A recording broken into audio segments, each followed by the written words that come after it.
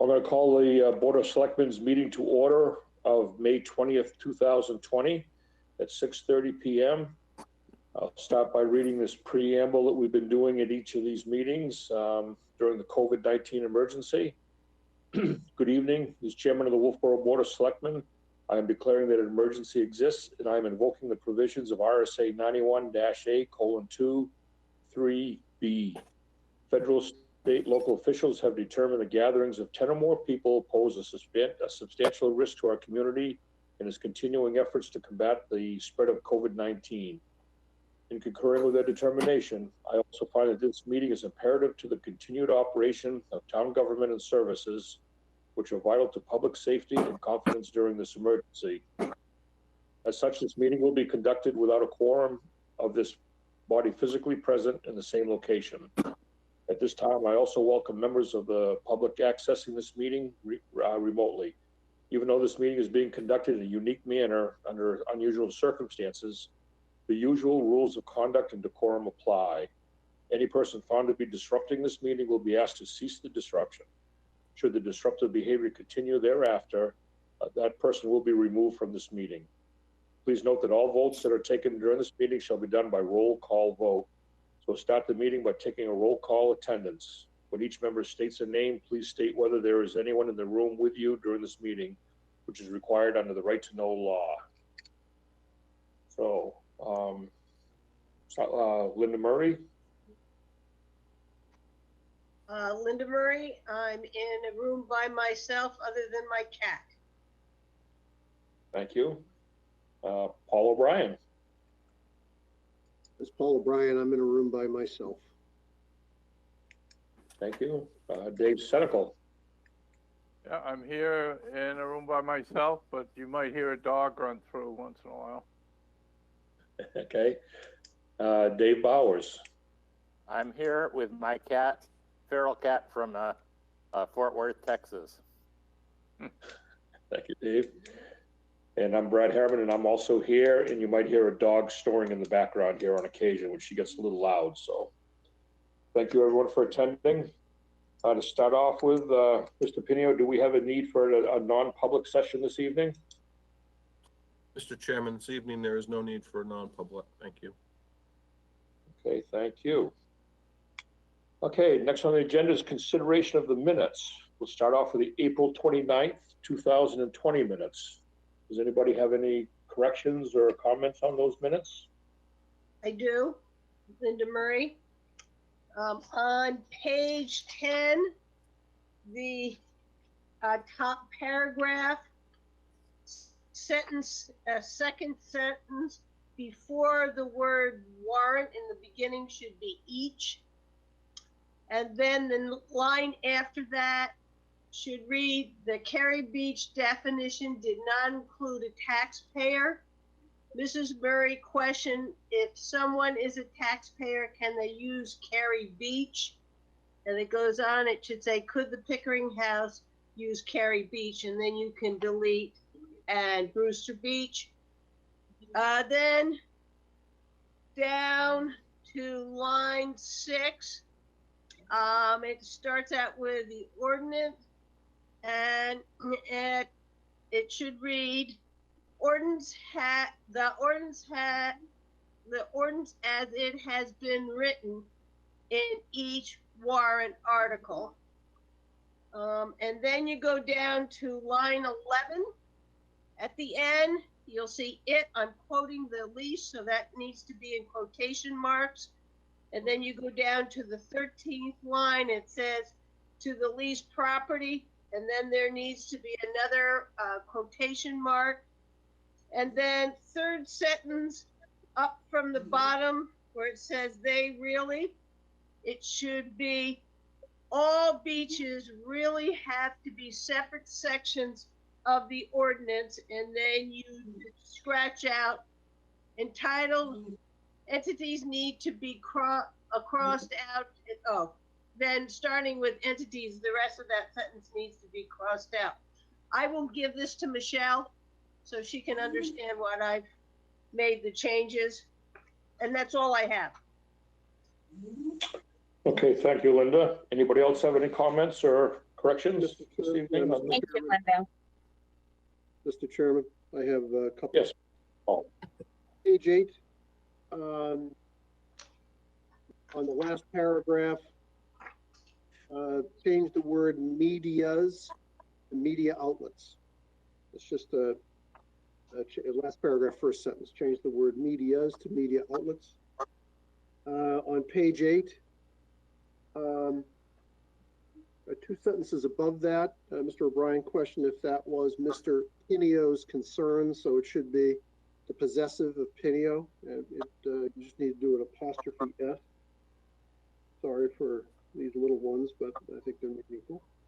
On page 9, there's a couple of follow-ups, which I'm not going to get into, but there are follow-ups that I think we got to somehow get followed up on. On page 10, I had a question about having things in bullet points, not bulletin points. That's page 10, second line from the bottom. Mr. O'Brien asked for a summary or bullet points of how this works, not bulletin points. That's all I have for this day's minutes. Thank you. Thank you, Paul. Anybody else have any comments or corrections? Hearing none, I'd entertain a motion to adopt the April 29th, 2020 minutes as amended. So moved. Second. Second, Feature. So a motion by Dave Bowers, second by Linda Murray. We'll have a roll call vote. Linda Murray, yes. Paul O'Brien, Yes. Dave Senical, Yeah. Dave Bowers, Yes.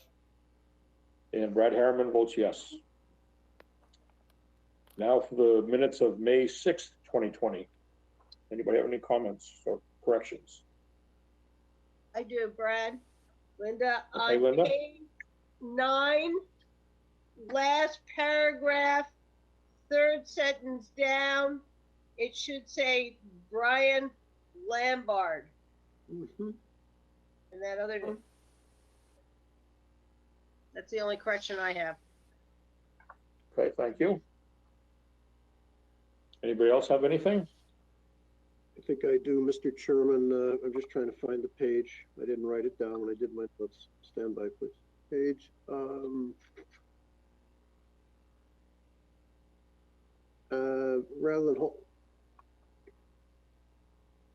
Rather than hold it up, why don't I just? It was immaterial, not a material change in the minutes. So.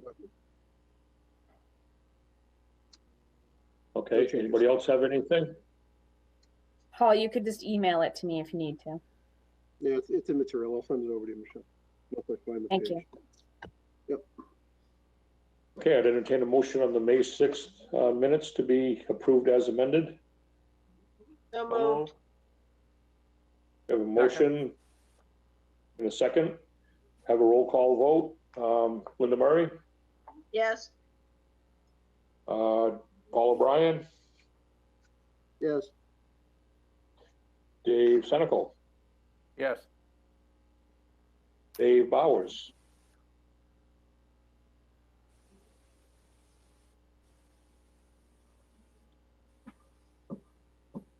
Dave Bowers, you still with us here? Yes. He's holding up a yes. Okay, all right. Thank you. And Brad Harriman votes yes also. Dave's giving us his vote in stereo. Okay. The next thing on our agenda is a public hearing hold a public hearing on May 22nd. At 6:30 p.m. in the Great Hall regarding amendments to the Town of Wolfeboro Beaches ordinance related to section 16 -1 through 8. We're going to have a presentation on this before we open up the public hearing, and then open the public hearing. Is Mr. Pinio, we're going to do something along that line? Hey, Brad, Yes, Dave. in the On my sheet, it says Wednesday, May 22nd, not 20th. You're right, mine said the same thing. The So public they wanna- notice that was in the packet, it says Wednesday, May 20th. And that was this document right here that was in our packet, which was the public notice. And that has the right date and time. Yep, no, you're right. So I think we can continue on with this. There's just a typo in our agenda, that's all. The public notice has the correct date and time, so unless the board has an issue, we'll continue on with the public hearing on this. I would continue on. I just wanted to point that out. So thank you, Dave. Mr. Chairman, I concur. It's an error in the posting of the agenda. So I think we're set to go. Regarding the current beach ordinance, I'll go through a quick overview, hand it over to and to Christine for follow-up. As many are aware, in the 2020 warrant, there were 2 petition warrant articles for the purposes of investigating what the town would like to have done with our beaches.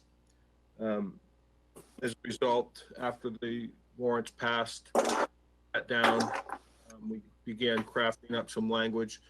We got the ball rolling. We sat down with the Board of Selectmen and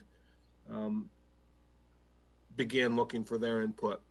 We got some feedback from the Board of Selectmen, a lot of time and effort from Linda as well, and we're at our most current version. At this point, if I could, I'd like to hand it over to Town Planner, Mr. Sullivan, to just follow up with where we're at today. Matt? Thank you, Jim. Appreciate that. There are 3 documents really before you, but only one of which is subject to the public hearing this evening. But in my opinion, I think all 3 documents are open for comment as they're interrelated in some way. The subject document, though, of the public hearing is the draft beach ordinance. As the selectmen are aware, this ordinance was prepared after initially a beach policy was drafted, and the selectmen felt it was important to actually codify this within the town's code through an ordinance amendment that requires the public hearing process that you're going through this evening. I'm going to therefore just quickly focus on that document. Christine is able to answer any technical questions about operations and those sorts of things that will certainly be handled this year as part of the 2020 beach season if we do in fact have one. But I'm just going to review the actual language within the proposed ordinance as it exists this evening. And I want to point out that this is all within the existing Chapter 16 of the town code, which is in fact beaches. The first amended section is section 16.2. And for folks that are watching at home, these documents are available for review on the town website if you have not had a chance to see them. So as I go through these, I'm going to actually try and discuss them in some level of detail, but if you want to read through at home, you're welcome to do that. Section 16.2, there are 3 amendments here. And really the intent is to define different use restrictions at the 3 town beaches, being Brewster Beach, Albee Beach, and Cary Beach. Brewster Beach will continue to remain open to the general public as prescribed within the existing lease document between Brewster Academy and the town of Wolfeboro. Albee Beach is limited to Wolfeboro residents, taxpayers, and guests. And specifically, guests is defined within this ordinance as someone who is using a Con Valley Rail Trail user, overnight guests at any hotel, motel, inn, boarding house, campground, lodging house, bed and breakfast, or housekeeping cottages situated in the town of Wolfeboro. And just to point out the unique element of specifically Albee Beach, within the warrant article that went to the voters, it was prescribed that users of the Cotton Valley Rail Trail would have access to this beach as they use the trail to and fro between the destinations along it. Cary Beach, moving to the 3rd amendment, is limited to Wolfeboro residents, families, guests, and guests are defined as overnight guests in a hotel, motel, inn, boarding house, campground, lodging house, bed and breakfast, housekeeping cottages situated in the town of Wolfeboro. So obviously because of Cary Beach's location, does not include the Cotton Valley Rail Trail users, but includes all the other folks that I've just identified. So those are the amendments to section 16.2. Further, the implications are really on the parking through what the two warrant articles that were approved as part of the 2020 town vote. Specifically, we're changing what will become section 16.4, which is called parking. 3 amendments we made here about access restrictions. The first is that parking at Albee Beach will require a Wolfeboro dump sticker or beach pass. There are 2 mechanisms that will give you access to Albee Beach. Second, parking at Cary Beach will require a Wolfeboro dump sticker or beach pass. The same mechanism will get you into Cary Beach as well as a Wolfeboro resident or guest. And then lastly, parking at Brewster Beach will not require either a Wolfeboro dump sticker or beach pass. This is aligned with the fact that Brewster Beach will continue to be a public beach as it exists today. Obviously, in order to successfully manage parking at Brewster Beach and mitigate what we expect might be an increase in demand, we are going to actively monitor the parking situation and plan to come forward to the Board of Selectmen with a suggested parking amendment, parking ordinance amendment along Clark Road as well to restrict some of the parking that may impact the residents that live along that road. Lastly, the last suggested ordinance amendment is under 16.6, which is a new beach policy section. And what that is intended to do is refer to a second document that, again, is not subject to the public hearing this evening, but really is kind of part and parcel to how the beaches will function. But this amendment says simply that beaches will be regulated by the town of Wolfeboro beach policy as most recently adopted by the Wolfeboro Board of Selectmen. So we'll refer to the most recent version of that adopted by the Selectmen. And again, that policy really goes into sort of the nuts and bolts of what will be required to be presented to get a beach pass, what will be required to actually access the beach, how different elements of the beach will operate. And that's really what I think Christine and her team are going to be working on. But those are the 3 primary amendments to the beach ordinance, really the subject of the public hearing this evening. If there are any questions about the beach policy, which is the other piece, or the beach rules that we've at least given to the Selectmen for context, I think those are probably better directed towards Christine and her team. Thank you, Matt. Christine, did you want to go in over any of these things before we open up the public hearing to get some information out? I absolutely can if we want to just refresh. So what we have are beach rules. We initially had rules that were posted at the beaches that we felt we needed to revisit. And this is a simplified set of rules, clear and to the point. And the plan is to bring them closer to the gatekeeper where people are going to enter the beach, and then they will have access to the rules prior to entering the area. And it just is basic rules. One of the new rules, or more of an announcement, is no lifeguards on duty. So just so people are aware. Another one is carry in, carry out trash policy. So people will bring their trash with them when they leave. So those are just some of the rules that we will have in place. And then the new, just bringing that gatekeeper and beach attendant on versus having lifeguards. Okay, thank you, Christine. You're welcome. What I will do now, I will open up the public hearing to anybody out in the audience here who wants to make comments or weigh in. We'd be happy to hear from you. So, Suzanne, do you have some comments for us here? Yes, am I on, Brad? Yes, you are. On? We can hear you. I can't see you right now. That's just as well. Okay, Brad. Nice job done by all. Took a little effort, but we're almost there. I just noticed one item that got dropped off from the warrant article on the ordinance, the proposed beach ordinance. When you go down to 16.2, use of premises, and that would be under 16.2B. The word licensed got dropped off. It would be Cotton Valley Trail users or overnight guests at any licensed hotel, motel, and so forth. Specifically, I was asked by some hotel motel owners to include that in the warrant article. And so at their behest, I did.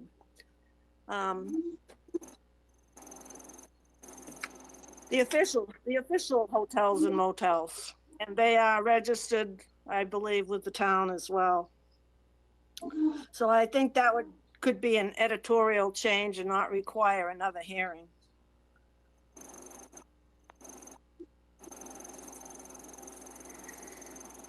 Thank you. Thank you, Suzanne. Mike, I see you're on. Would you like to make some comments, Mike? Yeah, thank you, Chairman Harriman. Good evening, members of the Board of Selectmen. Good evening, members of staff, residents, and viewers of this public hearing. Before I start, I'd like to just say thank you to the Board of Selectmen for the work that you are doing. You're carrying a particularly heavy load under current conditions, heavier than usual. And I think we, myself in particular, and the rest of the town all appreciate the work that you are doing. The Cary Beach section of the draft beach ordinance and beach policy documents should be withdrawn from consideration tonight. Articles 33 and 34 on last March's town warrant asked two different questions of the voters, requiring two different outcomes. The board's response has been to conflate the two by nullifying the intent of one of the articles. The draft documents regulate use of Cary and Albee beaches essentially identically. I wrote the Cary Beach article. Its intent was clear and unambiguous. Use of Cary Beach was to be restricted to town residents, families of town residents, and the guests of residents and their families. Guest meant someone with a personal relationship to a resident. It did not mean someone with a commercial relationship to a resident. The public understood it that way. Voters overwhelmingly approved the article. The Albee Beach article specifically allowed hotel guests to use that beach. The Cary Beach article said nothing about hotel guests. By expanding the meaning of guest to include persons who rent rooms in public accommodations in town, the intent of the Cary Beach article is defeated and the expressed will of the voters is overturned. To remedy this impropriety, I respectfully ask this board to incorporate the following two revisions into these documents. First, to restrict use of Cary Beach to residents, their families, and guests. Two, to eliminate the current definition of guest as it refers to Cary Beach. That's the end of my prepared statement. Thank you very much for your attention. And should the board have any questions, I'd be happy to answer them. Thank you. Thank you, Mike. Do we have any other folks out there that want to weigh in with us?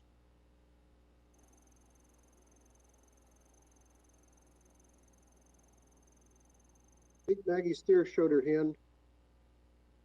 Maggie's going to talk. Did, yeah. Hi, thank you for letting me have a chance to speak. I was perhaps the original squeaky wheel on the issue of Albee Beach. And I want to say that the work you have done satisfies my concerns about the beach. I want to commend all of you for the hard work that you've done.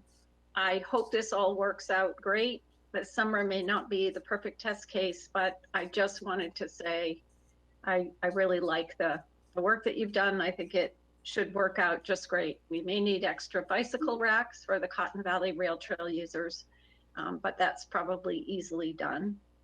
And ask the question, if this doesn't work well, what's the procedure for amending it?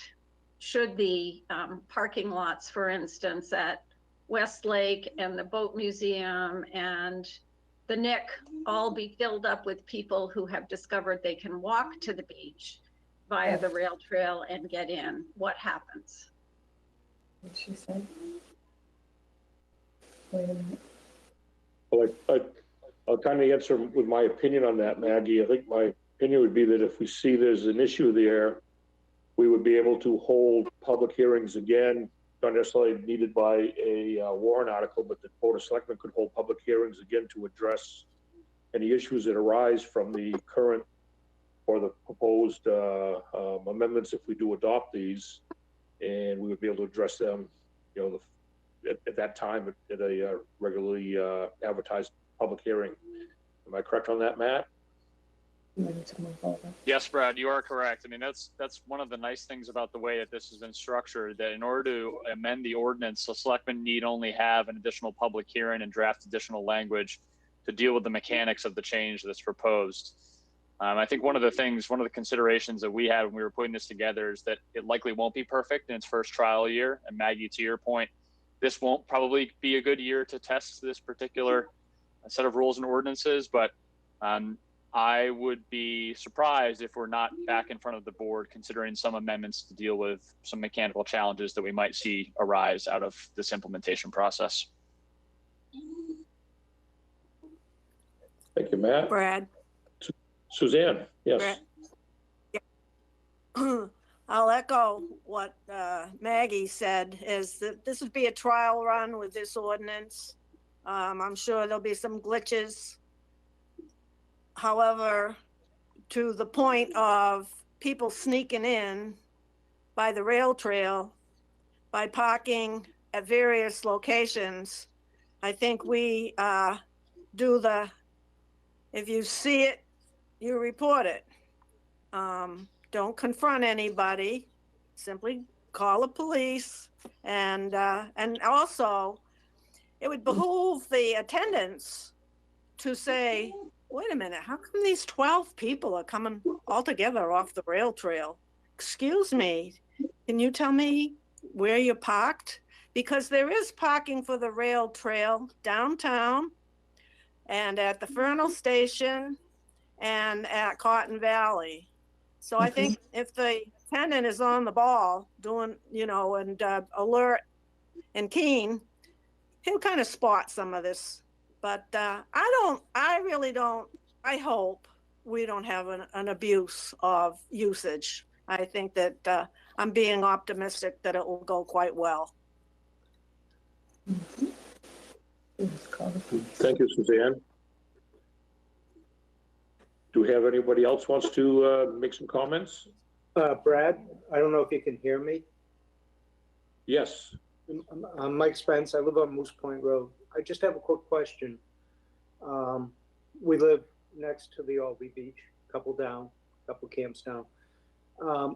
What is the game plan to handle day trippers that come by boat?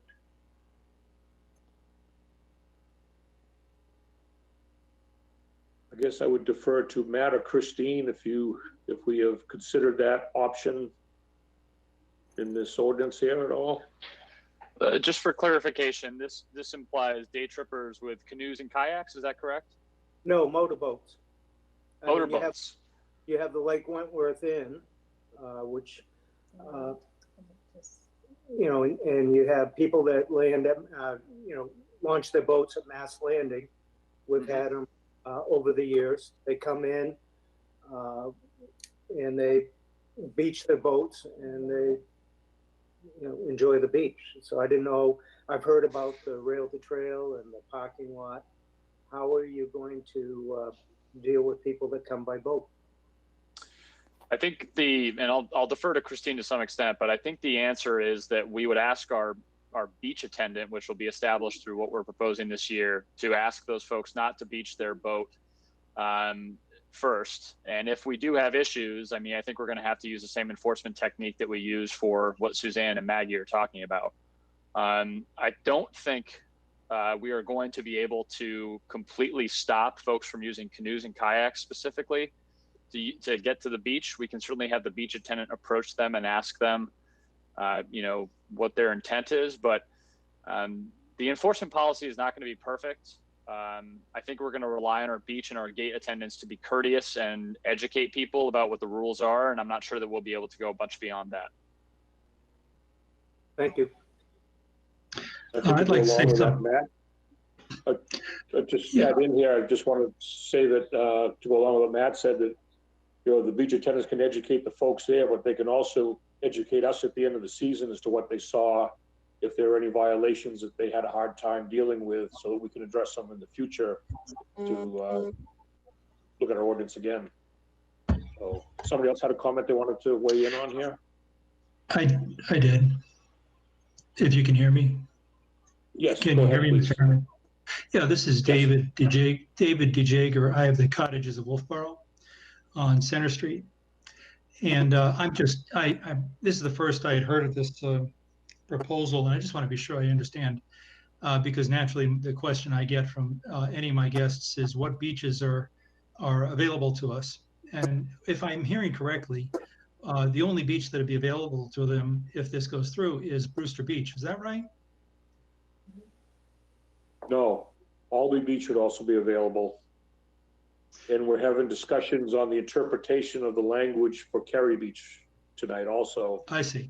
But the way, the ordinance is written, the way I understand it is, you know, Brewster Beach definitely, Albee Beach definitely. To any residents staying at your you know, motel, hotel, any of those boarding house, any of that kind of stuff in town. And we're having obviously a discussion tonight on the interpretation of of guests for the Cary Beach usage. So that answer your question? Yes, thank you for the clarification. Sorry for the simplicity of it. Oh, no, that's fine. And Brad? Had her hand up a couple of times. Yes. Linda Wells has had her hand up for 2 or 3 times now. Hi, I'm Linda Wells. I'm on Sewell Road. I'm a few houses down from Cary Beach, and I had 2 questions. So my first question is, you know, we just walked to Cary Beach, and will the folks that are walking, you know, entering by walking, will they be asked to produce a beach pass? And then my second question is around social media. So if you go on to social media, you'll see both Albee Beach and Cary Beach. You know, there's information out there that, you know, how great the beaches are, and they're available to the public. And of course, that's what's bumped up all the numbers. So is the town going to take any steps to provide information in social media that these beaches are no longer open to the public, you know, that makes for a more pleasant trip for the person that's planning the day trip, and I would think that that would save some headaches for the parking lot attendant. So I'm going back on mute, and I'd love to hear what your thoughts are. Also, I think the Chamber of Commerce, Mary DeVries, is involved in this, and she gets lots of inquiries. Like, what can we do there? So you should probably tap her into any, Matt should probably tap her into any particular rule changes, because it might affect tourism.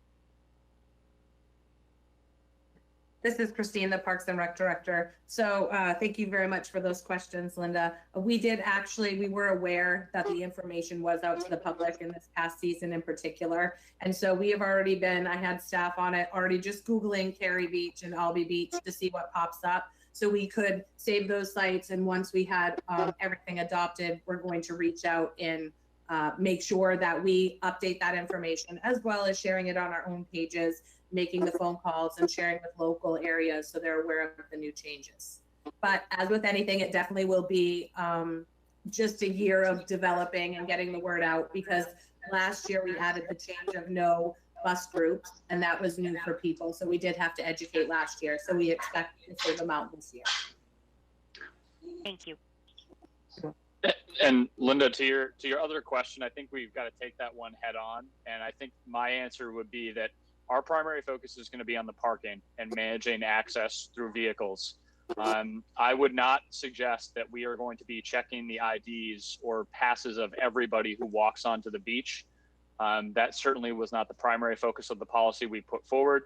We're well aware of what the warrant article said, but we also have to deal with the practicality of enforcement and the budgetary constraints that are in place right now. So we're trying to find a balance between the reality of the situation and what was suggested in the warrant articles, and we're going to focus on vehicles, at least for this first year. That's great. Thank you. Brad, Suzanne Yes, here. Suzanne. Go ahead, Suzanne.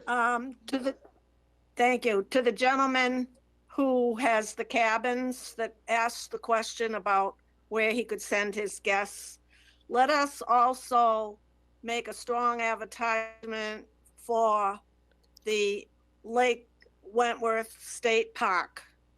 I think that a lot of people overlook that, and it's lovely there. And if the hotel and motel owners are all made aware of this policy and we put a PS, please don't forget our state park. We're very fortunate in this town to have our own state park. Yep, that's a good point. Thank you, Suzanne. Do we have some other folks out there in the public who'd like to weigh in? Yes, Brad, this is Chief Rondo. Yep, go ahead, Chief. Thank you, sir. Two things. First, to speak to the gentleman who raised the issue about kayakers and boaters and so forth using Albee Beach or coming off the trail or launching down by Matt's Landing. I used to lifeguard years ago at Albee Beach, spent a lot of time down there lifeguarding, about 3 years actually, for Parks and Rec. In my time lifeguarding down there, we never had that issue. We never had a problem with boaters wanting to beach their boats or dock their or beach their kayaks or what have you. So I really don't see that as a major issue, number one. And two, Suzanne Ryan's point, and I'm glad she brought it up. I was going to mention that, yeah, we do have the state beach. The state beach does allow alcohol, and it allows other things that we don't allow at our beaches, use of flotation devices and other things. So that is an excellent resource. It's big. It also has very nice facilities, has ample parking. So that is also a resource for our citizens, our residents, and the guests. And I just wanted to put that out. Thank you, folks, very much. Thank you, Chief. Do we have any other folks out there in the public that would like to speak to us?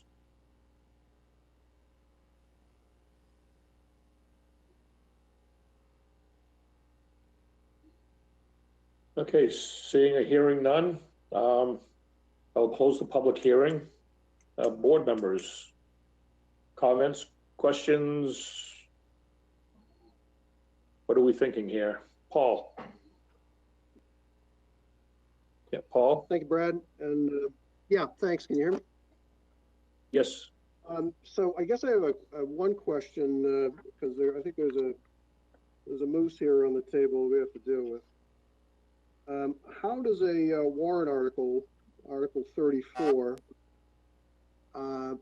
when it comes to rewriting the policy or the ordinance, how is it that the warrant article language and the ordinance and the policy language are different? Matt, can you help me understand that? Be happy to help you understand that.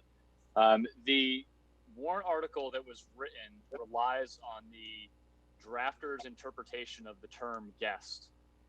The drafter's interpretation of the term guest was different than that of the Albee Beach warrant article. It was not more specific, but it was based on their interpretation. So certainly, I think Mr. Hodder's comments are appropriate. But in the end, when we recommended the ordinance and the policy changes to the selectmen, we used the same interpretation of the term guest. And I think that's where the discrepancy came from. I hope that's a simple explanation. One petition warrant article was more specific about what that term meant, and the other was not. Yes. And I think that's where the discrepancy came from. We're getting an echo.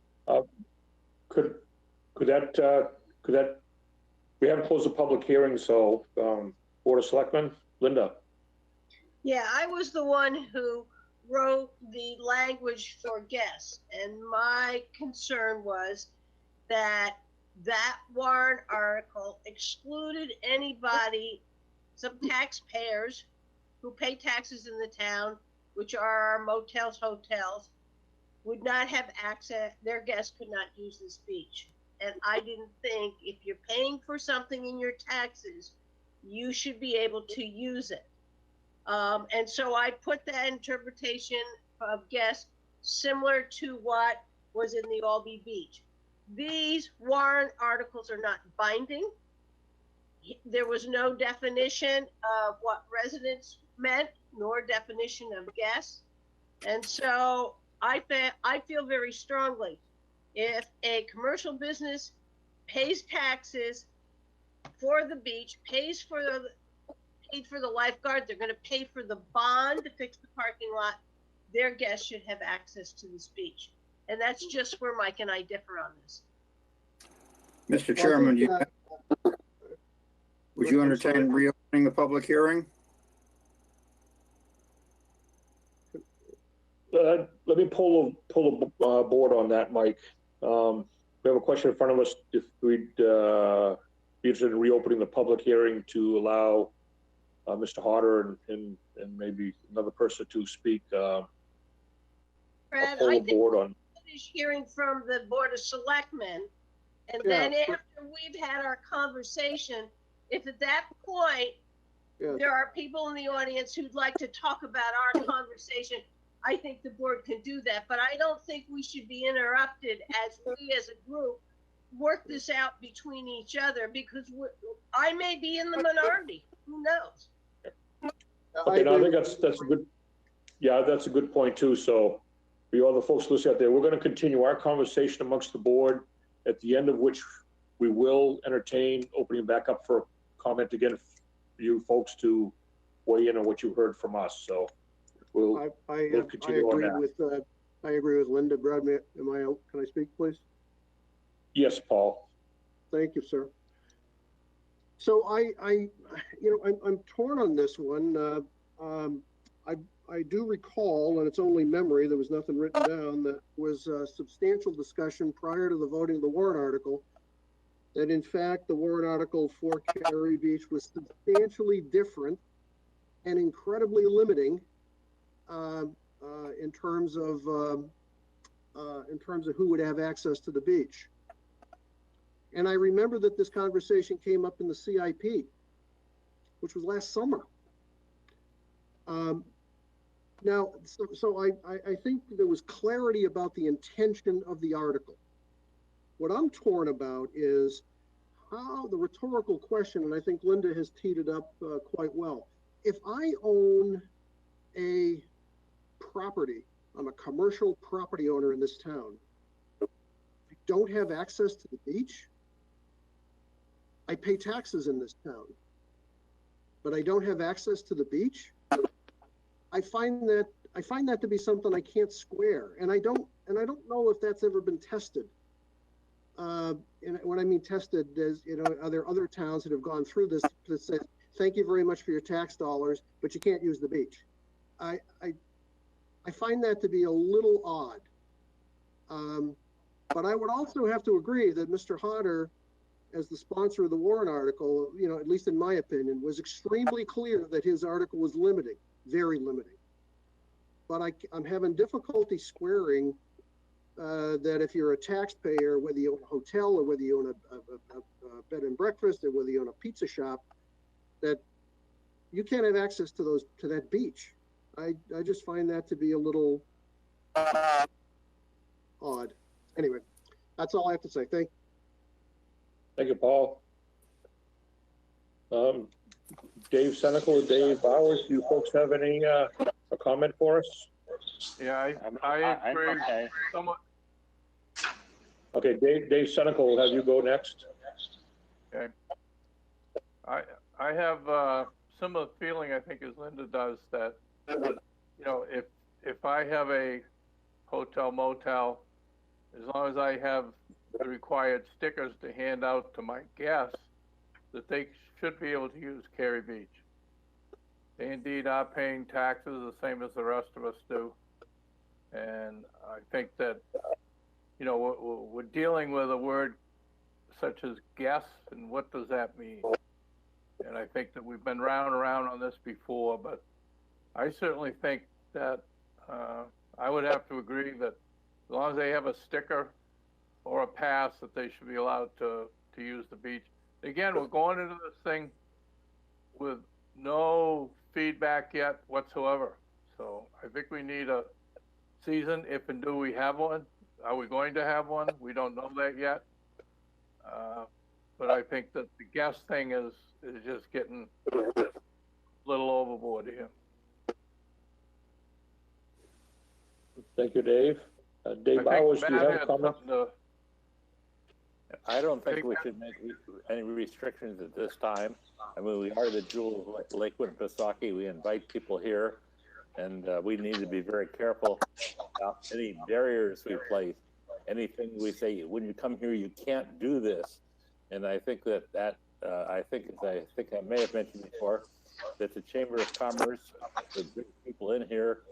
There are other people besides the Board of Selectmen and people listening to this that have input and have commercial identities here, which I do not have. And I don't think we can just right now do. Thank you, Dave. Matt, you have something you wanted to? I just wanted to say, just to respond to Paul's comment. A property owner would be able to come and get a beach pass for a commercial property. They would not be able to get beach passes for their guests. So, which I think to some extent defeats the purpose, but they would not be able to get a beach pass to hand out to the guests in their rooms. They would be able to get a pass for themselves, but I think that wasn't really Paul's point, but I just want to point out that technical difference. So if I own a pizza shop, I can go to the beach. If I own the hotel, I can go to the beach, but my hotel guests can't go to the beach. That's correct. If the language that was suggested is the language that's used. Yeah. Yeah. So what sounds odd to me. So what does a hotel person say when someone comes in here from Watson and stays a weekend? Here's what you can't do or what you can do.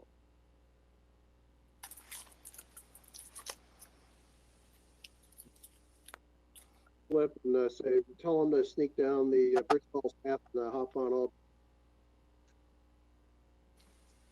It seems to me that it's out of balance.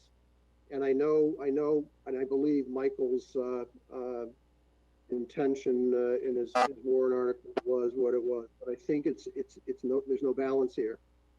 And I would like to hear from the chamber. I don't think I've seen from others. The chamber would be great if we could hear them weigh in on this. But it just seems odd that we're setting up 3 different scenarios, or at least 2 different scenarios for the beaches.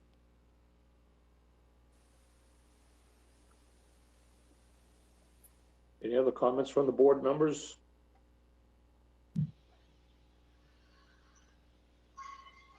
Brad? Yes, Steve Durgan here. Oh, hold on a minute, Steve. We haven't opened up for public input yet, so, I mean, to reopen this, so hold on just a second, please. Linda? I think it would make sense to reopen it. I think this is a issue that we should get as much input from the public on, and I have no problem opening it back up to hear from other people. That's what I was just going to do. I was just going to poll the board, see if we'd like to reopen it right now. So, Linda, you're in favor of that. Paul O'Brien, your opinion on reopening the public hearing? Yep, do it. Okay. Dave Senecal? Yes. Dave Bowers? Yes. And Brad Harrell votes yes also. Okay, so we're reopening the public hearing to allow the folks to weigh in on what some of the comments they've heard. So I saw Mike, you were there, so I'll start off with you, Mike Hunter, if you're still. Can you still hear me? Yes, Mike. All right, very good. Thank you, Mr. Chairman. As Matt said, and to Paul's and Linda's point, a commercial owner of a property who's a resident in town under the original Cary Beach warrant article passed by the voters can get a beach pass for himself, his family members, and the guests of his family members. His hotel residents cannot, he can. There's no deprivation of the property owner's right as a citizen of the town to enjoy Cary Beach. That's the first point. Second point, to Dave Bauer's suggestions that we would better off be suggesting to our guests and residents what they can do, not what they can't do. We have 4 beaches in town. The original Cary Beach warrant article prohibits the use of that beach to non-residents only. That's 1 out of the 4. There are still 3 other beaches, Mr. Bowers, that hotel owners can point their guests to where they can go and swim in either Wentworth or Winnipesaukee. Please remember that when this warrant article was first proposed, as Paul said, it gathered an awful lot of social comment on social media.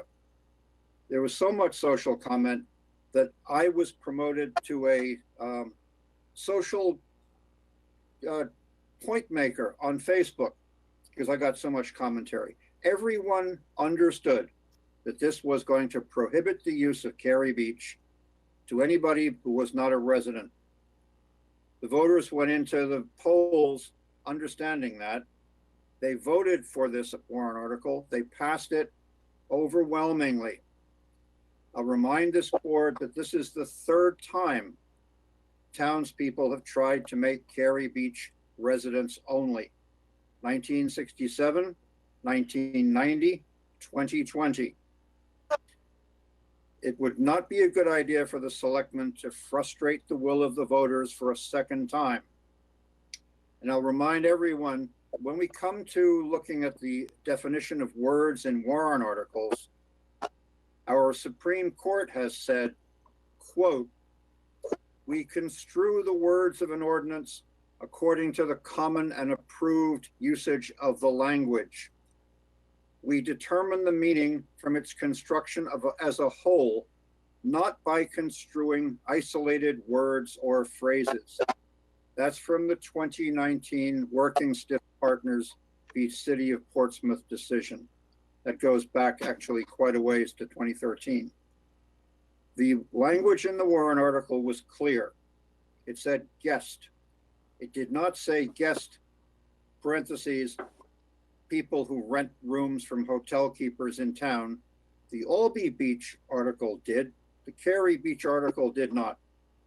By opening up the meaning of the word guest as you propose to do, you are really frustrating the will of the voters. And Linda, to your point, warrant articles are binding.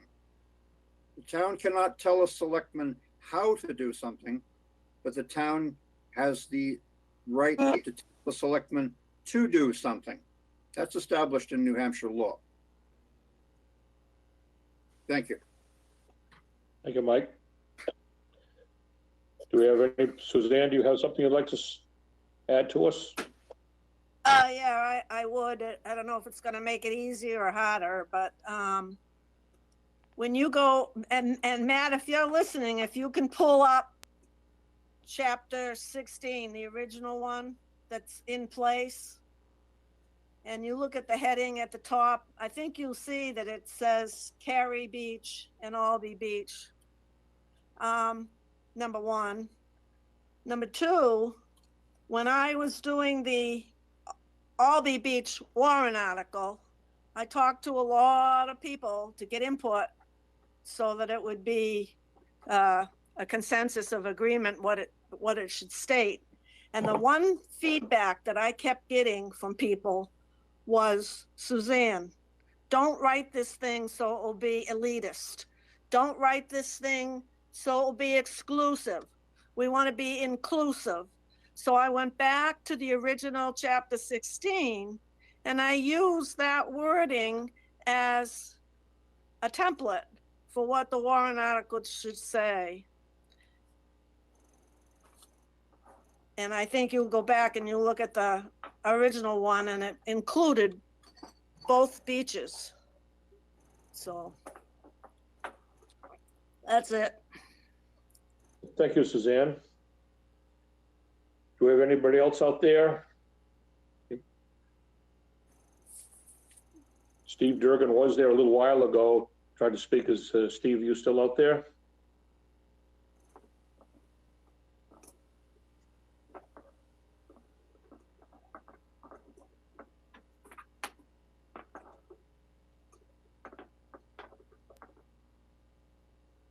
I guess we're all set with other public input. Okay, I'm gonna close the public hearing again. Mr. Chairman, so I'm sorry. Yes. I just received 2 comments by email, and I figured we did offer that as a viable method to submit comments. So I figured I should read them for the record. Yes. Both comments are from Janice and David Shannon. The first comment is, my husband and I voted to have Cary Beach be for residents and guests of residents only. It is a small beach area and this makes sense to us. We use Cary Beach often and hope that it will not be open to people staying at licensed inn and hotels, since we feel it cannot handle those numbers of people. The second comment is, we voters voted for Cary Beach to be limited since it has limited space. It is now a town beach for residents and has had water quality issues due to the nature of the harbor. We need it to stay as clean. We need it to stay as clean as possible and open throughout the summer with clean water.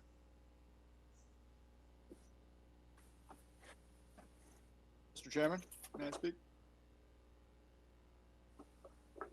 Who was that just asked? So my name is Frank Pimentel. I live on Berrywood Drive. Okay, I had just closed the public hearing, but I'll go ahead. I'm sorry. I was trying to say something, but I didn't want to interrupt Mr. Sullivan. I have to agree with Mr. Hodder on this one, as well as the individuals who have emailed in. I think, though I recognize that the issue of, if you're a taxpayer in the town, whether you're a resident or somebody who's invested in commercial real estate here, I do think that there are multiple options, as Mr. Hodder has pointed out so eloquently. People can go not only to the state beach, but they can still go to Albee and Brewster. And quite frankly, I absolutely have to agree with the capacity issue when it comes to Cary Beach. It's a smaller beach, and the parking is limited there. And I think not only that, but the beach itself, comparatively speaking, to Albee and to Brewster. So I would be in support of it remaining open just to residents and guests, as stated by Mr. Hodder. Mr. Chairman? Yes. This is Cynthia Theodore. I did not hear you close the public comment, so may I make a comment?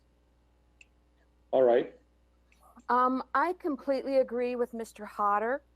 My husband and I live on Wolfeboro Neck, not far from Cary Beach. We frequent Cary Beach quite often. There have been times where it has been so full with out-of-towners that we cannot go as tax-paying residents of this town. I know it's also happened to neighbors who can't go themselves, let alone could we bring any guests with us. But the thing I'm mostly confused about, Board of Selectmen, is how is it possible that I voted for a warrant article which specifically said that Cary Beach would be restricted to tax-paying residents only, and now here it is May 20th, and it's going to be open to all anyone that has an Airbnb, which we all know there's a lot of VRBO and Airbnb activity in town. I mean, that's my major concern, is that this is a small beach which was also closed numerous times last year because of the water quality. But my main concern now is my husband and I went, we voted, and now you want to change it. Thank you. Thank you. I will point out that warrant article 34 that is restricted to residents of the town of Wolfeboro, their families and guests. So it's really the sticking point, whatever is sticking point is the definition of the guests. Exactly. The word guest was written in to the Article 34 as it was presented to the town to vote on. Just wanted to make that clear. Yes, that I understand. And the word guest, I as my house guests, not a hotel or a Airbnb guest. Thank you. Yep, thank you. Okay, do we have anybody else out there? Mr. Harriman? Yes, Mike. Yes. Mike. Thank you, Mr. Harriman. 2 points. First off, in the language of the Warren article, the context is clear. It's Wolfeboro residents, comma, their families and guests. There's no comma after families. It's a unified idea, their families and guests. Those guests are personal relationship guests of the Wolfeboro resident taxpayer. So there's no misunderstanding of what the intention of that word guest was. The voters, as you heard tonight, clearly knew what that meant. And it did not mean hotel residents or hotel renters. Number two, to the gentleman's question or point regarding overuse of the beach, the Parks and Rec figures show in 2017, nearly 3,500 people at Albee Beach, an average of 70 a day. In 2019, last year, 181 a day, double. 8,716 visitors to Cary Beach in one season. And that season is a very short season, as you know, barely 2.5 months. 8,700 guests. Cary Beach is under environmental threat. It's being overused. We need to put a restraint on the use. The best way is simply to restrain its use to the residents of the town as the town voted. Thank you. Thank you, Mike. Mr. Chairman, can I just say something real quick? It's Christine. Yes, Parks Christine. and Rec Director. I just wanted to be very clear. Cary Beach was not closed at all last year due to any contamination in the water. We keep very good records, and an adjacent area of water had some cyanobacteria blooming, but our beach was safe. We were not required to post it by the state. And I just want to be clear that we have not had any testing issues over there last year, and I could say the year before. If anything, the state said their testings have been so clean that they were saying we didn't need to test as much, although we still did. Thank you. Thank you, Christine. Brad, this is, I don't know if is the public hearing still open? Are we still open for a public hearing? If we are. It is right now. I was just going to see if there's nobody else out there, I was going to close it down. Yeah. So. Brad, just one comment. This is Suzanne. Okay, Suzanne. Yeah, please don't forget, I'm hoping you'll make an amendment to the Albee Beach one and include the word licensed hotel motel. And as somebody brought up about the Airbnbs, they wouldn't qualify, nor should they. So I'm just asking the board to make that technical inclusion. I looked, this is Dave, I looked on Airbnb the other day, just out of curiosity. For in the Wolfeboro area, there are over 300 Airbnbs. And we don't receive any revenue from the licensing because they don't license to the state, so. Okay, let's stay on the subject. Okay, we're not going to get into a debate about Airbnbs and stuff. We're talking about the ordinance here. Do we have any other public input? Because if not, I'm going to close it down so the Board of Selectmen can have their final discussions and determine what we're going to do. Thank you, Mr. Chairman.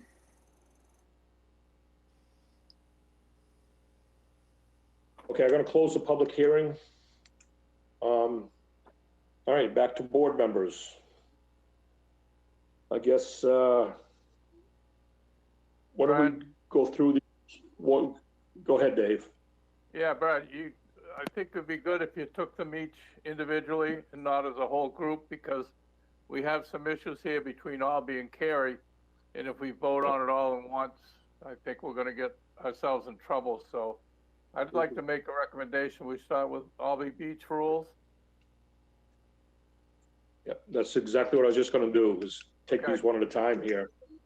Obviously, Brewster Beach isn't changing at all. So are we all good with leaving the wording as in Brewster Beach as it is in the ordinance right now? I'm in favor of that. Okay. Yeah, as long as we're, Brad, and I read it in the document, as long as we make sure that the signage about parking on the street goes up in a timely manner, I think that was an open item last time. We got to get that sorted out. But aside from that, I think I'm fine with it as well. Okay. Yeah, Brad, didn't we get a letter from somebody about Brewster Beach?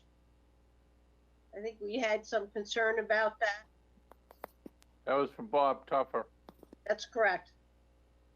Okay, yes, I did just see something about that. And he was concerned that all the beaches were not treated the same. Was his main point, that the way the warrant articles were written, or how the ordinance was written, were shoving everybody on to Brewster Beach. And I think that just needs to be noted in this public hearing. Yes, good point. I'm looking for it right now.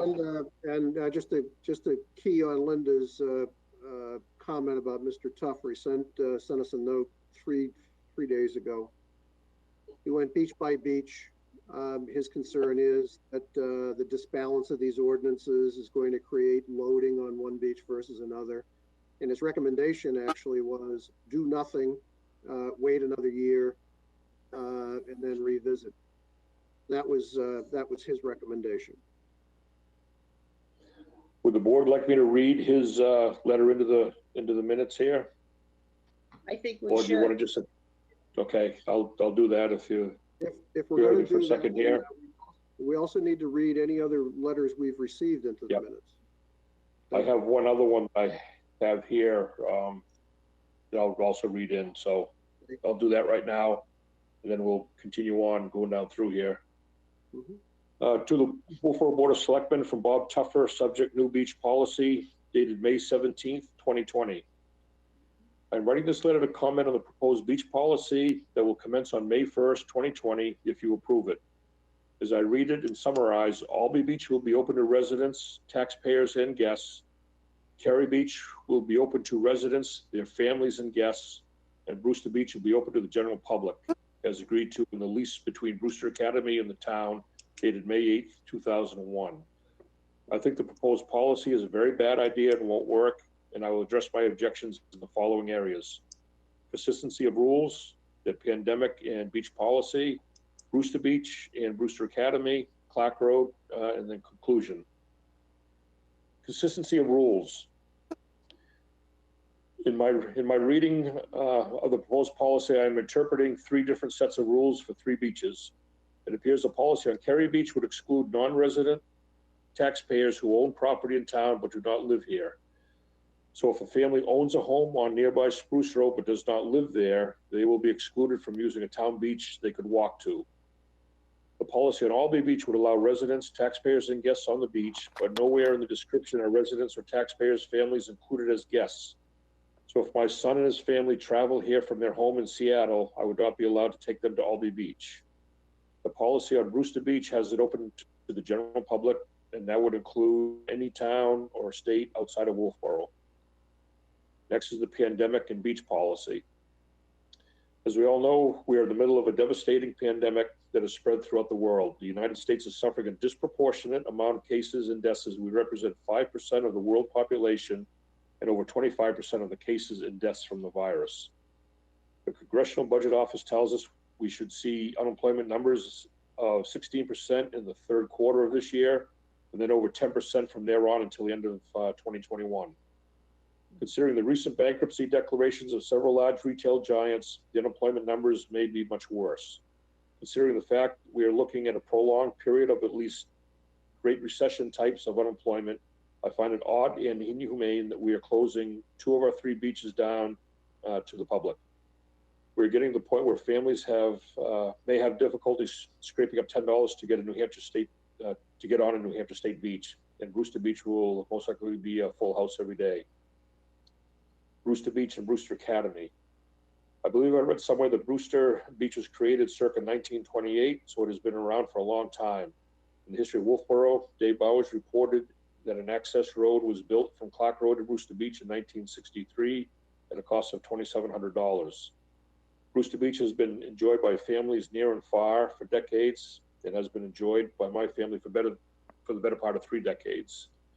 There are over 100 families in the Clark Road, Clark Point vicinity, and Brewster Beach is certainly a local treasure. I know from chatting with many folks on the beach over the years that hundreds of families in town also have enjoyed the beach as much as we have. The problem I anticipate is that scores of people from outside town who have been used to going to Albany and Cary beaches will now migrate to Brewster Beach and make it unavailable to local residents when it fills up. This is not just in my backyard, but it could affect hundreds of families. Brewster Academy has a number of summer programs on their campus. They are lacrosse and soccer camps and a great deal of action on the tennis courts as well. I'm not sure if they run basketball camps in the summer. They frequently let the camp attendees use their beach on hot days, but the only thing with this proposed new policy is that visiting campers may not find space on Brewster Academy's own beach with a possible overcrowding.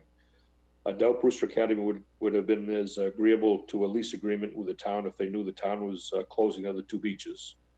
They also use Clark Road quite a bit for parking during the summer season, and I'll get to that on the Clark Road. Now Clark Road being addressed. Clark Road is a no outlet road and very busy thoroughfare. We have over 100 residents accessed by Clark Road, a nursing home, Brewster Beach, and used often by Brewster Academy. About 13 years ago, Clark Road was resurveyed, redrawn out in anticipation of a large construction project that included new water mains, new drainage, and a new pavement. The Board of Selectmen voted to reduce the right-of-way of Clark Road from 2.5 rods to 2 rods, thereby narrowing the road right-of-way and road pavement. I believe Clark Road is a little too narrow these days. I bring this up because there are frequently cars parked on the Brewster Academy side of Clark Road so people can attend any one of the events there. The residents nearby are good with this because the folks do the best to keep the cars off the road and they never park on our side. However, since the right-of-way was reduced and the pavement narrowed, it is very difficult to park a car anywhere on the street without having wheels on the pavement. If cars park on both sides, and I fear they will with beach overcrowding, then it becomes very difficult for emergency vehicles to get through. We're now seeing that on Thursday afternoons when the farmers market is, we're seeing that now on Thursday afternoons when the farmers market is in session. I don't think signage prohibiting parking near Brewster Beach is appropriate, as it will be unfair to Brewster Academy. They are good neighbors. Conclusion. I don't know the legality of it, but I wish the Board of Selectmen would postpone any changes to the beach policy until after the COVID-19 pandemic is over, and that may take a couple of seasons. I know that many people put a great deal of work into this project, and I appreciate that, but I still don't like the proposal. If the ordinance is passed, I will keep an eye on things and get back to you if necessary. Thank you, Bob Tuffer. Now, I also had another one here. Take me a second to find it. Let's see.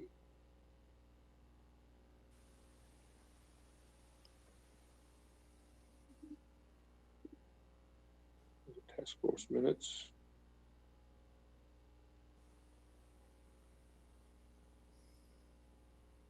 They have this one from, correct me, Matt, if you've already read this one in, from Shannon Marin from the Inn on Main and the Old Bistro. Brad, I did not read that one into the record. Okay. I'll read this one, and this is a short one. From Shannon Marin, date May 20th, 2020 at 1:03 in the afternoon. Good afternoon. I cannot attend the meeting tonight due to a scheduled conflict, so would you please include the following statement on behalf of the Inn on Main and Old Bistro. The Inn on Main and Old Bistro are in favor of keeping all Wolfeboro town beaches available to all guests of commercial properties. Our town's commercial properties pay large sums in property taxes to the town. The tourists who stay at local inns are critical to Wolfeboro and contribute to the town's taxes, which pay for the beaches. Our inn guests regularly inquire about town beach locations and access. It would hinder our overall appeal for our guests to not have any lakefront access when they stay with us. Therefore, we are in support of access to the beaches staying available to our guests. Thank you. Shannon Marin, General Manager, the Inn on Main, Bistro in Events. Those are the ones that I had in my emails. Did I miss any other ones that you saw, Matt, or anything? Nope, Brad, that's all that I've seen. Brad, it's Amy. I don't think there are more. Oh. Yeah, Amy.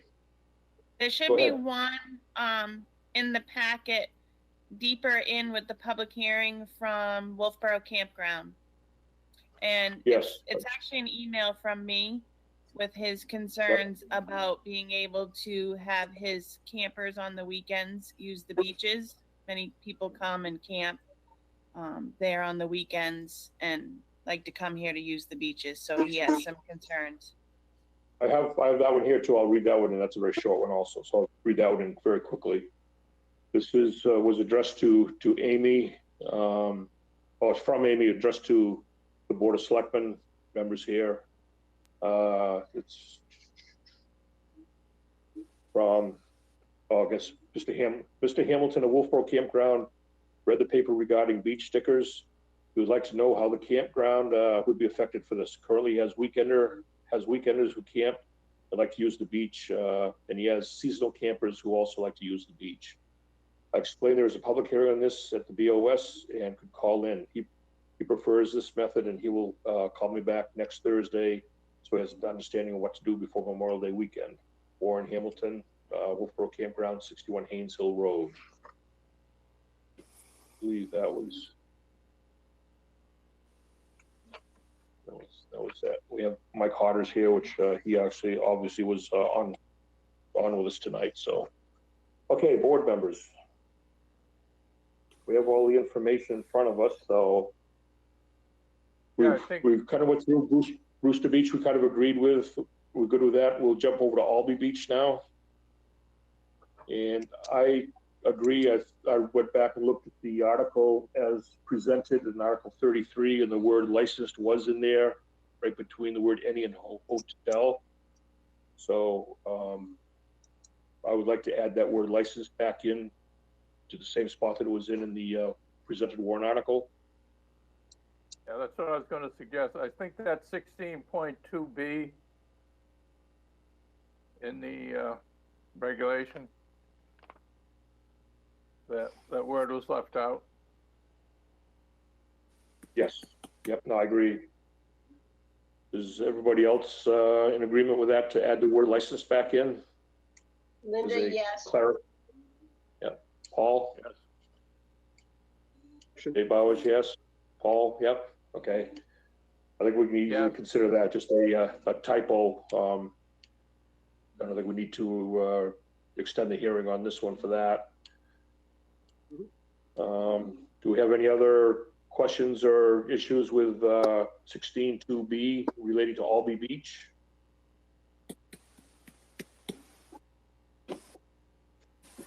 Now we'll move on to Cary Beach. Brett, I'd like to address some issues with Cary Beach. And if everybody remembers or thinks back to the deliberative session, I asked Mike Cotter whether he would add the word taxpayer to that warrant article, and he gave me some answers. You use what is in the dictionary. So before I did work on this ordinance, I sent an email to him, and he wrote back to me. He says, I define residence in the same way that the Merriam-Webster dictionary does. Resident, one who resides in a place. Resident, resides, to dwell permanently or continuously, occupy a place or as one's legal domicile. And then he went on to say to me, so a resident is someone who lives there in town on a permanent basis or who has declared Wolfeboro as his legal resident. That's the common understanding of the word. So there you go. So I went back and I asked him this question.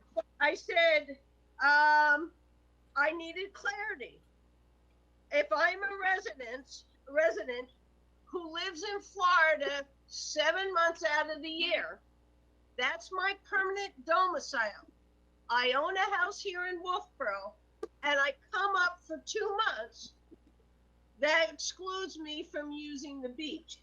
So when you look at a word, it's how people interpret it.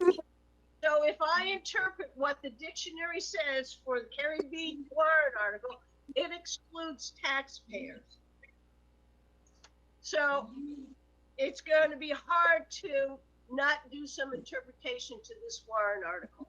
Then he said, oh, okay, that's a problem. I'll use taxpayers part of resident. So if we go literally by the words that are there, taxpayer is eliminated from this warrant, this because of the way it was written. Okay, thank you, Linda. Paul, do you have any thoughts or weigh in here on this? Thanks, Brad. First, to try to clean up the record, Christine, thank you for sharing that the water quality things. It's not clear that I have put my fingers on or my eyeballs on any document that says the reason we've had a water quality issue at Cary Beach is because of too many people on the beach. We had Underwood Engineering last year produce a fairly lengthy study, which is on the Wolfeboro Water's website, that basically says we're loading Winter Harbor and other places, I'm sure, because of water runoff, in large part from land just upstream of the water body, people putting stuff on their lawns, and down it goes into the water body. And we're also loading and that's phosphorus. And we're also loading it from runoff from the parking lot. And to a lesser extent, we're loading the Winter Harbor area because of septic systems, but to a lesser extent. When we had a Board of Selectmen meeting a few months ago, I looked at that study, we all kind of said, you know, it probably makes a lot of sense to deal with best management practices along Forest Road and to get at water runoff from properties, and to deal with the whole situation at Cary Beach from what's Forest Road running into the water body. And so that's what the voters approved. They approved a warrant article that said, let's go do that. So, you know, we are about that. So I'm not seeing, and I haven't read anything that says people using or abusing the beach is causing the problem. But, you know, science is what it is. I stand to be corrected. I think we're between two issues. I firmly believe that the people who voted for this warrant article, in large part, knew that this was very restrictive. I believe that. I'm not disputing that at all. But I'm also believing that it's really hard to say to a resident, a taxpayer, someone who's here 6 months of the year, someone who owns a hotel, that they can pay us taxes, but we have to tell them they can't use that beach. So I think that's where the question is. Which side, you know, who's going to yell at us for doing this? It's going to be the people who voted for it, or the taxpayers, and that's kind of where I come out on it, Brad. I'm still thinking about what to do here, but that's the decision that I think we're faced with. Thank you, Paul. Dave Senecal, you have any comments on the way in? Yeah, I think, in my opinion, the article meant that taxpayers and residents of the town could use Cary Beach in their guests. I think that at least my interpretation was it didn't include hotels, motels, and the like. So I'd like to see, and I agree with Mike, that hotel guests and whatever should be taken out of that if we're going to clean up some of these things. And let's face it, we all can interpret things differently. We all have our own ideas about things, but we need to get this stuff put together so that we can start using our beaches and using them so that, you know, the intent of the warrant article for Cary Beach, I think, was for residents and their guests. And we still have 3 other beaches that people can use, including Albee Beach, which is our biggest one. And then,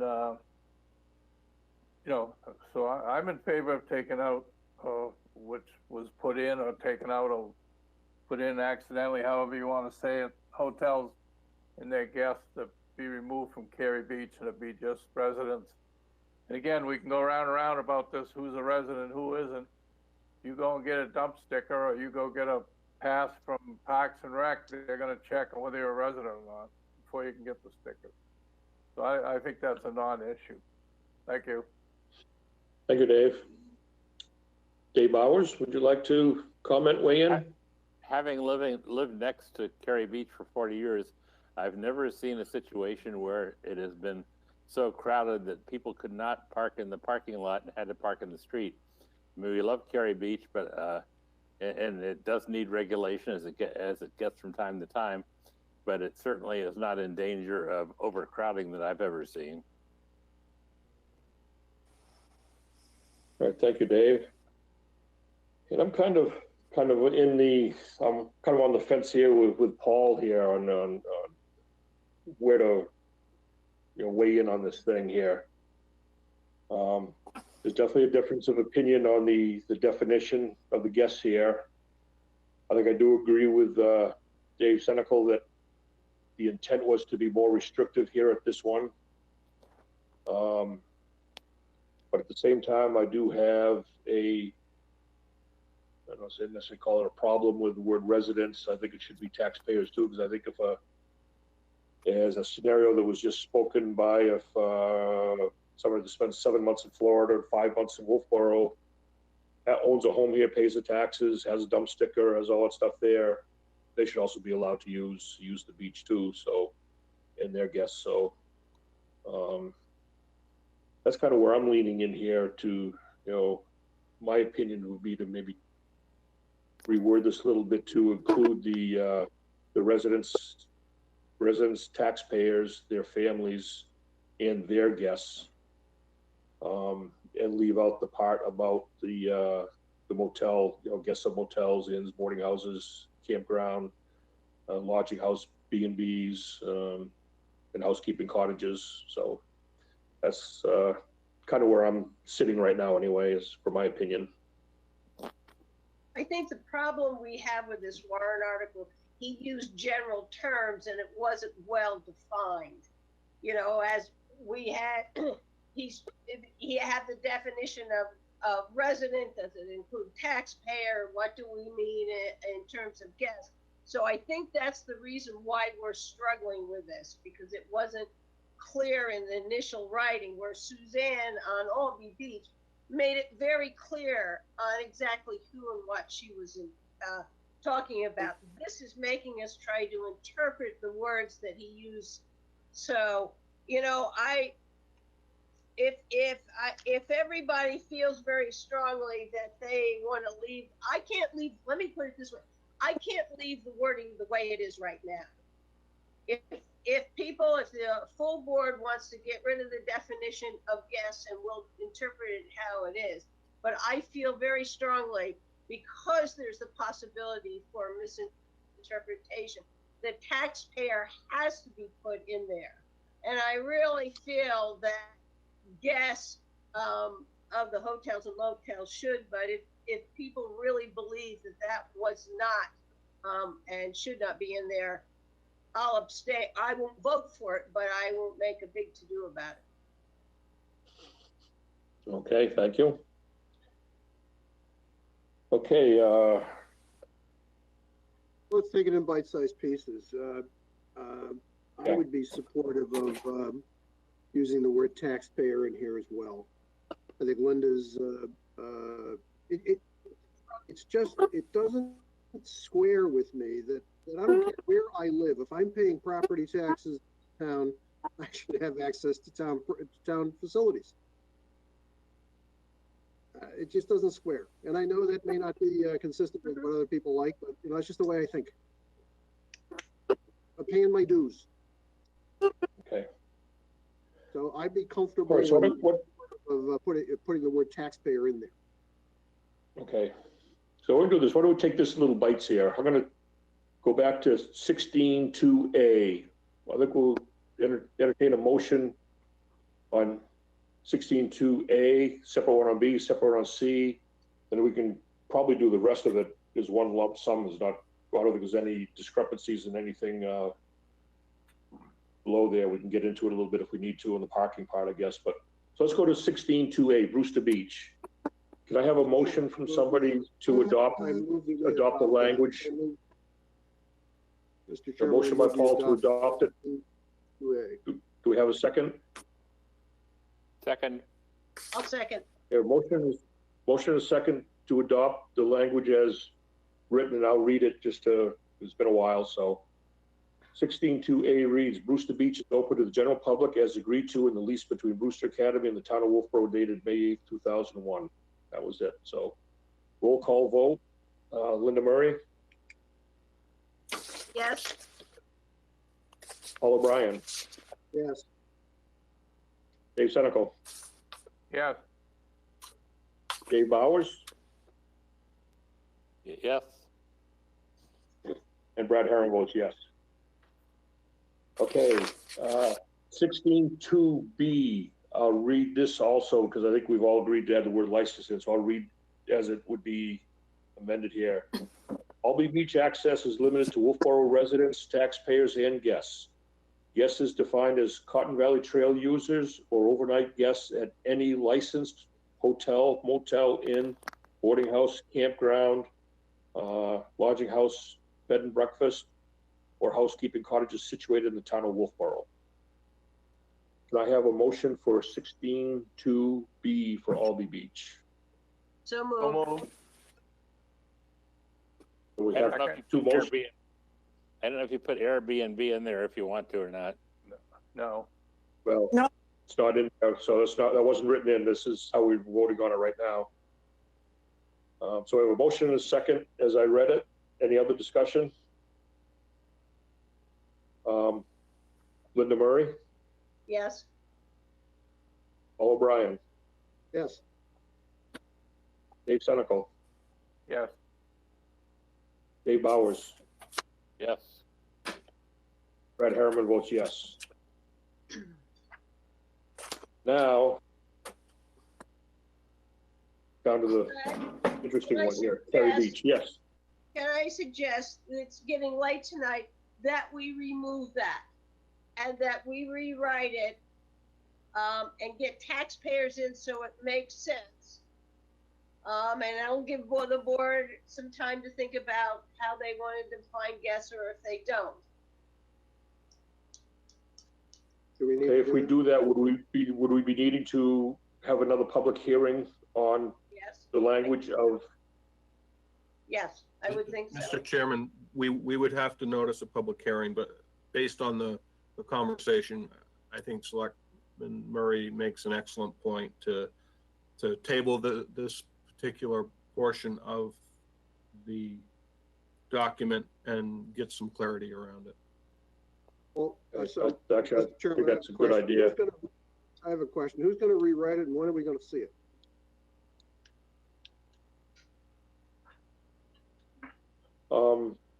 I guess, Mr. Pino, would that be something that you or Matt would work on with input from our discussions here tonight? I believe based on the dialogue we've heard this evening, we can work through and different options and definitions. So when are we going to see it?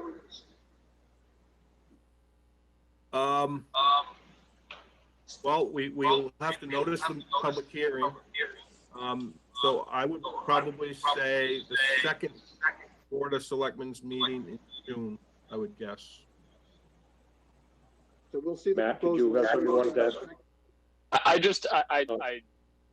If I could tell Jim I didn't want to disagree with him, I would, but I don't see a need to renotice the public hearing. Okay. I think you can simply continue the public hearing to a time and date certain in the future. I don't think it has to be renoticed, so I think it could be for the first meeting in June. Okay. We don't I'll need to. make that My question still stands. When are we going to see the revised language? We will certainly try to get it out to you for the middle of next week, Paul. Thank you. Try. So you need a motion to continue this public hearing until, and I just don't have the date of that next June. It's June 3rd at 6:30 p.m. And that's my motion. Second. Okay, we have a motion and a second to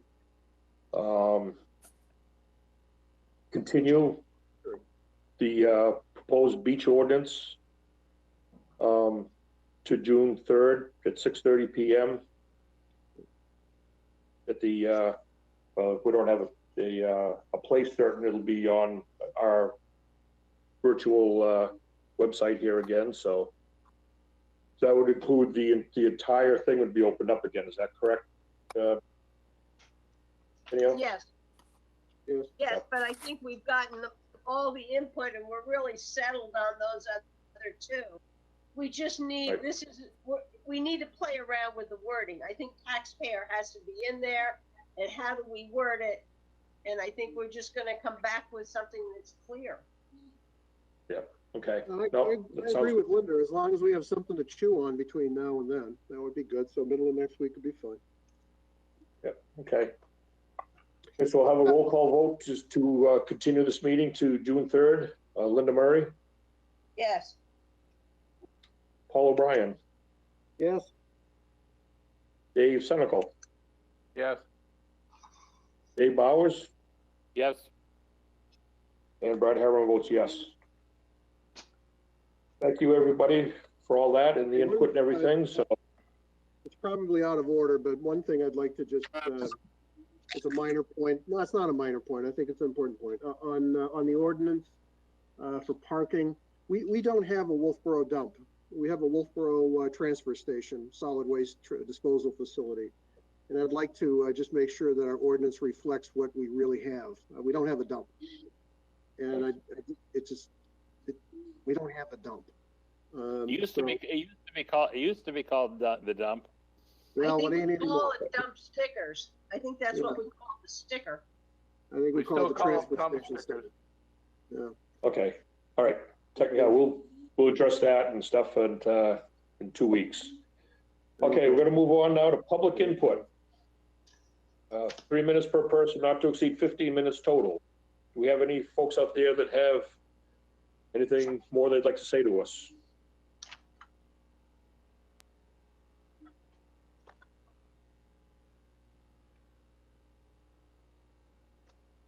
Oh, good. Looking good? Okay. We'll close public input, go into our bulk vote. Mr. Chairman. Yes. Mr. Chairman, I have one change, or I just want added wording on C2. It should say denial elderly exemption. Correct. Because the way it looks this way is if we're going to accept it. That was a denial. Yep. Correct. Okay. That being said, can I get a motion on the bulk vote? I'll move that we accept the bulk vote with that correction. Second. A motion, a second to accept the bulk vote with the correction of denial written in for C2. Have a roll call vote. Linda Murray? Yes. Paul O'Brien? Yes. Dave Senecal? Yes. Dave Bowers? Yes. And Brad Harriman votes yes. Okay. Next on our agenda is the board committee appointments. We have 3 here, it looks like. Get down to on the right page here. First one is for Kathy Barnett for a member for a 3-year term on the Wolfeboro Waters Committee. Is Kathy with us tonight? Would like to speak to us? Let's see us. Go ahead, Dave. I'll take your motion. Okay, I'll make a motion that we put Kathy Barnett, member for 3-year term on Wolfeboro Waters Committee. Second. Motion is second. Any discussion? roll call vote. Linda Murray, Yes? Paul O'Brien, Yes. Dave Senical, Yes. Dave Bowers, Yes. and Brad Harriman votes yes. Next appointment for the Agricultural Commission is for Alan Frederickson to be an alternate for a 3-year term.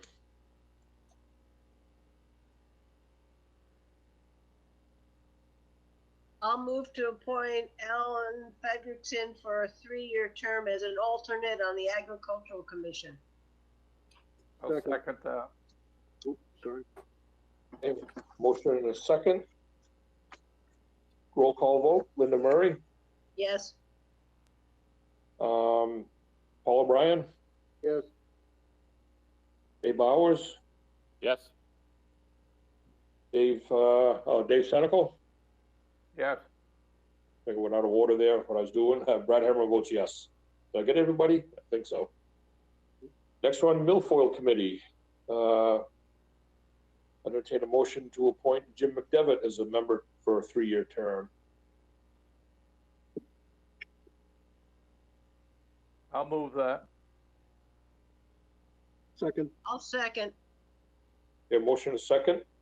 Linda Murray, Yes? Paul O'Brien, Yes. Dave Senical, Yes. Dave Bowers, Yes. and Brad Harriman, yes.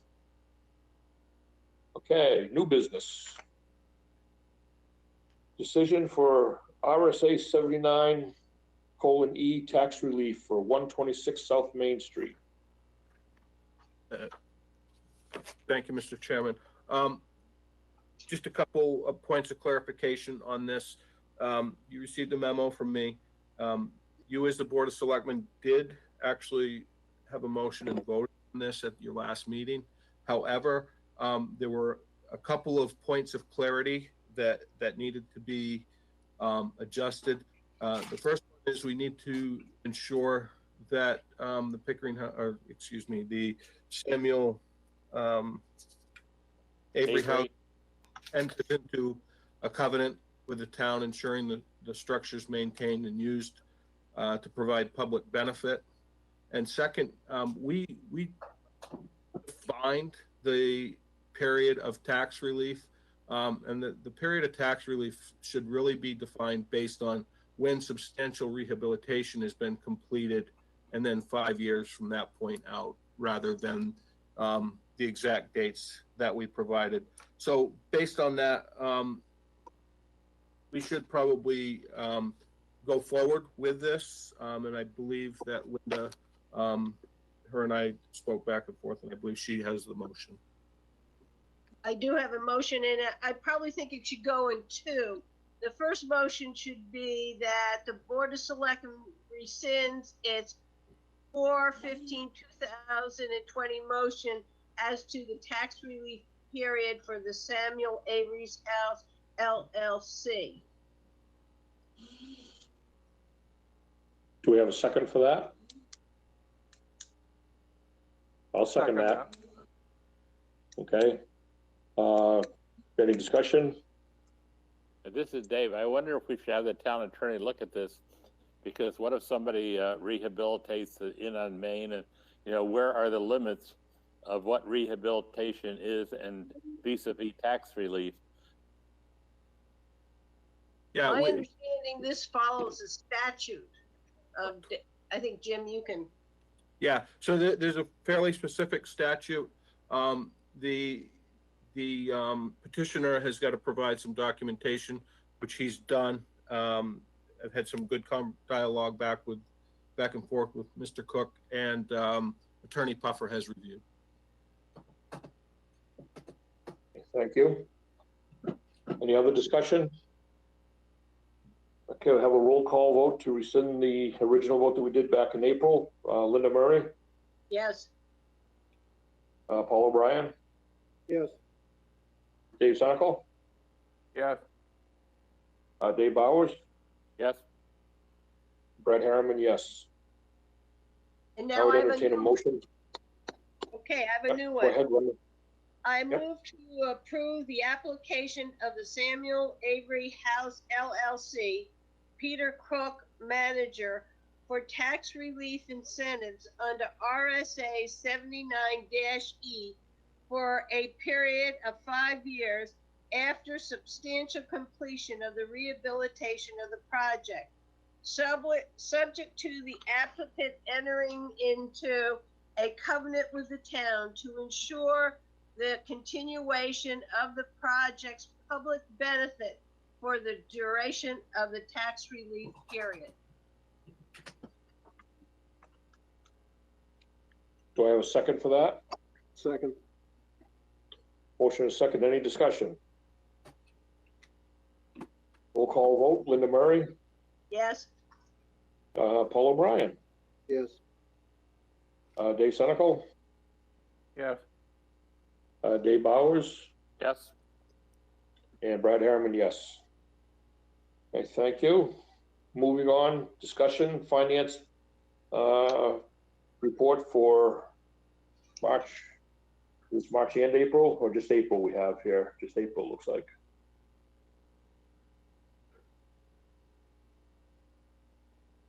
It should be for March and April. Okay. All right, you have want a presentation for us, Troy? And Sure. Thank you. So the overview for the first quarter end at the end of March, with our standard straight line target budget funding rate of 25%.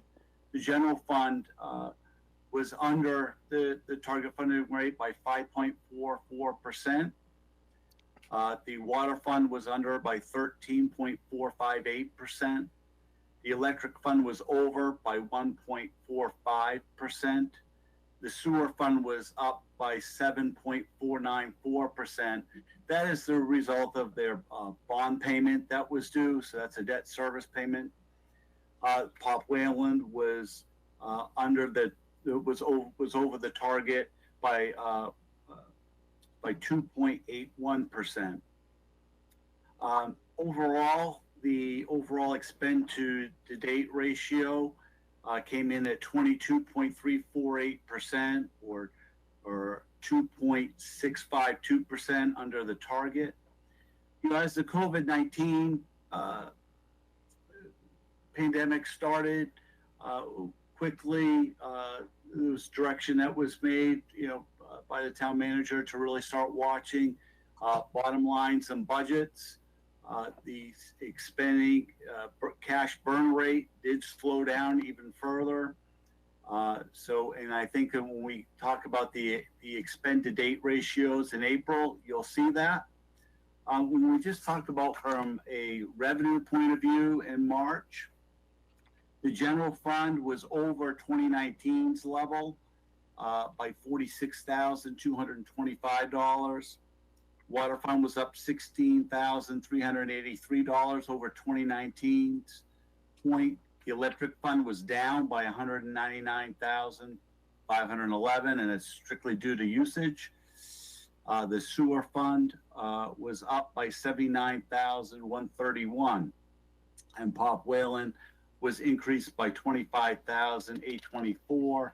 But some of that can be attributable to the change in administrative allocation methodology that we have produced. We look at how then we progress then into the month of April, where our target budget funding rate would have been 33.333%. We came in at the general fund, came under that by 7.642%. Or we had an expense rate of 25.69%. So you can really start seeing how it slowed down the cash rate coming out. The water fund, the total, the expense rate was 15.064%. The electric fund came in at 33.624%. So they were pretty much right on line. And the sewer fund, came out at 42.576%, or we're 9.243% over their expense rate, but that has to do with $157,000 of encumbered money of cash that went out. Pop Whalen came in at 30.045%, or a favorable variance of 3.288%. So the overall expended date ratio at the end of April was 4.421%. So it was 2%. We were under our target rate in March. In April, we are now under by almost 4.5%. So we slowed it down to be cognizant of protecting cash flow. But on the positive side as well, while we're contracting the expense rate, the revenues have still been holding. For the general fund, year to date, they were beating 2019 levels by $86,534. The water fund is beating 2019 levels by $102,913. That's directly attributable to water usage and hookup rates as people came in early, and we're starting to see that impact. As well as for the electric fund, they were able to reverse their $199,000 where they were below their overall revenues from 2019 to making that $108,832 positive for their revenues. Again, all on top line usage rates. And the sewer fund is up $143,007 from 2019 levels. So we're definitely seeing an impact where we would see a big spike in May. We saw it happen about a month early for this. Pop Whalen for 2020 has brought in for revenues $101,913 as opposed to this time last year they were at $70,594. So overall, at the end of April, we've collected $472,605 more than 2019's level. There's some big cash items. So, Troy, do you think yes, that's worth telling the newspaper about? I at this point, for where the town has managed to this point, I'm really, I got a little cloudy view, and I want to be hesitant as we look forward, to how May comes in. The big piece for me, Dave, is the tax collection, how that looks in July, because that could really significantly impact, as well as in June. We have a large cash that's going to need to go out. We have 1.2 million in debt service payments that are going out in June, as well as we have our school payment of 1.6 million. So that's almost $3 million out of our coffers that will be leaving in the month of June as we forecast out on the cash flow. Thank you. If there's any other questions, I'd be happy to entertain those. This is Paul. Troy, thank you very much for putting that together and making an effort to explain it to us. I can't, and to my colleague, Mr. Bowers, I can't understand how a Pop Whalen that we closed is generating more revenue year over year. I don't understand what their cash flow in their bottom line looks like. I don't understand how the electric company is seeing revenues come down because their big customers aren't producing electricity. I don't understand what their cash flows are. Same goes on for water and sewer. I don't understand whether this is one-time stuff that's giving us revenue or whether it's ongoing revenues. I'm grateful that you think that we're in good shape, but I'm just going to say I don't feel comfortable right now. Because I can't look out the window and see that our big users are not buying power because they're closed, and the burn rate is the same as it was prior to the pandemic. So I'm just wondering out loud, are we really, could we really take a hard look at our cash flows going forward, and do we really have our arms around that? I'm not being critical, Troy, at all. I'm just asking some really direct questions about that stuff, and I think we should take a hard look at that. Yeah, so again, for a cash flow forecast, that's why we're really trying to wrap our heads around the expenditures, looking at the AP manifest. The one you would have approved today was probably one of our lowest AP manifests that we've had. Just trying to be very, very cognizant of prioritization of expenditures, as well as trying to get a good month or two ahead on where our large cash is going to depart, making sure that we are adequately funded for those. I'm not being critical. I just, those questions just rattle around in my empty head. Troy, I have a question about the revenues.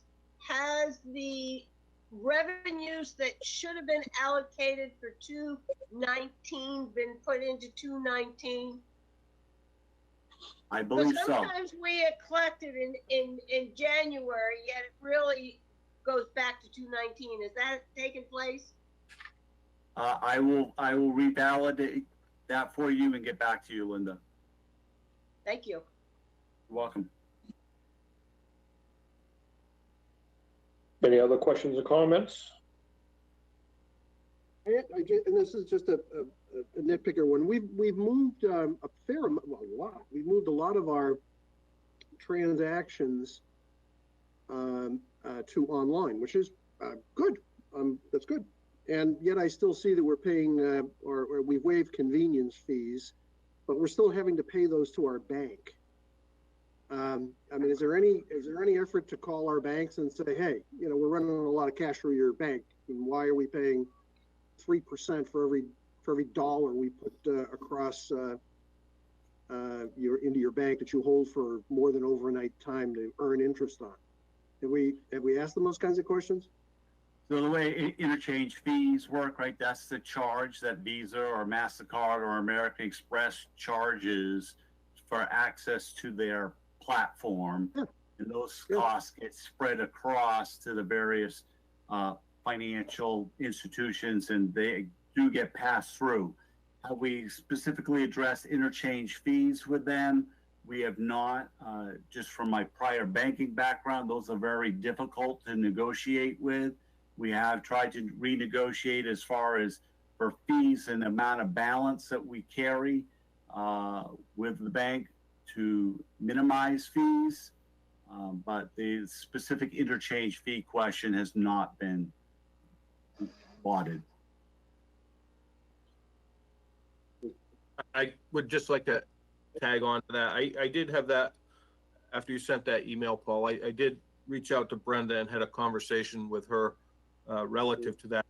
And she was going to look into it, but her understanding was the fees were not necessarily associated with us. They're more in line with the software company that we use. And that's where the contract lies, is with the software company. So it's kind of, we're paying it through the software company to the credit card companies.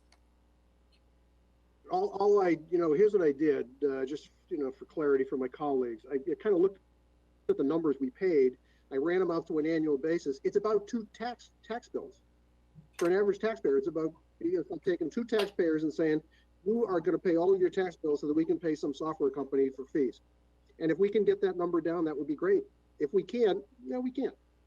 But, you don't ask, you don't get. And I think it would be, since we're going to put more volume across their businesses, and they're going to have more of our cash sitting in their bank account, it might not be a bad idea to ask the question. It's a lot of money, and it would be great if we could get something done. If you can't, that's fine. It's just, I felt I needed to ask the. And the question is, for how many months do we do it, too? Well, we did it for a while to do those fees. I think we've done it in April, and we're doing it in May, but March we didn't. So there may come a time when we look at the costs and say that isn't what we want to do, because we were the person using the credit card before was paying that fee. Yeah, and I have a meeting scheduled tomorrow with Brenda, and I can follow up with some of these questions. Thank you. All right, thank you. Any other questions or comments? All right, thank you, Troy. Thank you. Next up, discussion on the recreation dock, the BIG grant. Dave Ford, you still with us here? Yeah, Mr. Chair. I am, right here. Dave Ford is going to speak to this. So you should have a memo regarding the latest, which I'll summarize. We, at the town meeting, said we were applying for a boat infrastructure grant. It's a federal grant that's new to New Hampshire. We were looking at getting a net 130,000 to match the 170,000 that we raised. That grant application, we've been back and forth with our consultant, Duncan Miller, and working with the New Hampshire DES grant coordinator. We need to commit to adding spaces for big boats, 26 feet and above. And there should be a sketch with the memo, which shows the boat slips in which ones we would have to dedicate, 8 slips to get near the grant amount we presented at the town meeting. I have a question for you, Dave, on this. When we dedicate, if we go ahead and dedicate these slips to 26 feet and above, I'm assuming it's done with signage down on the dock post at some point, somehow down there. Right. And what happens as far as enforcement goes? Is there any type of enforcement, or once the signs are up, does that take care of our obligation?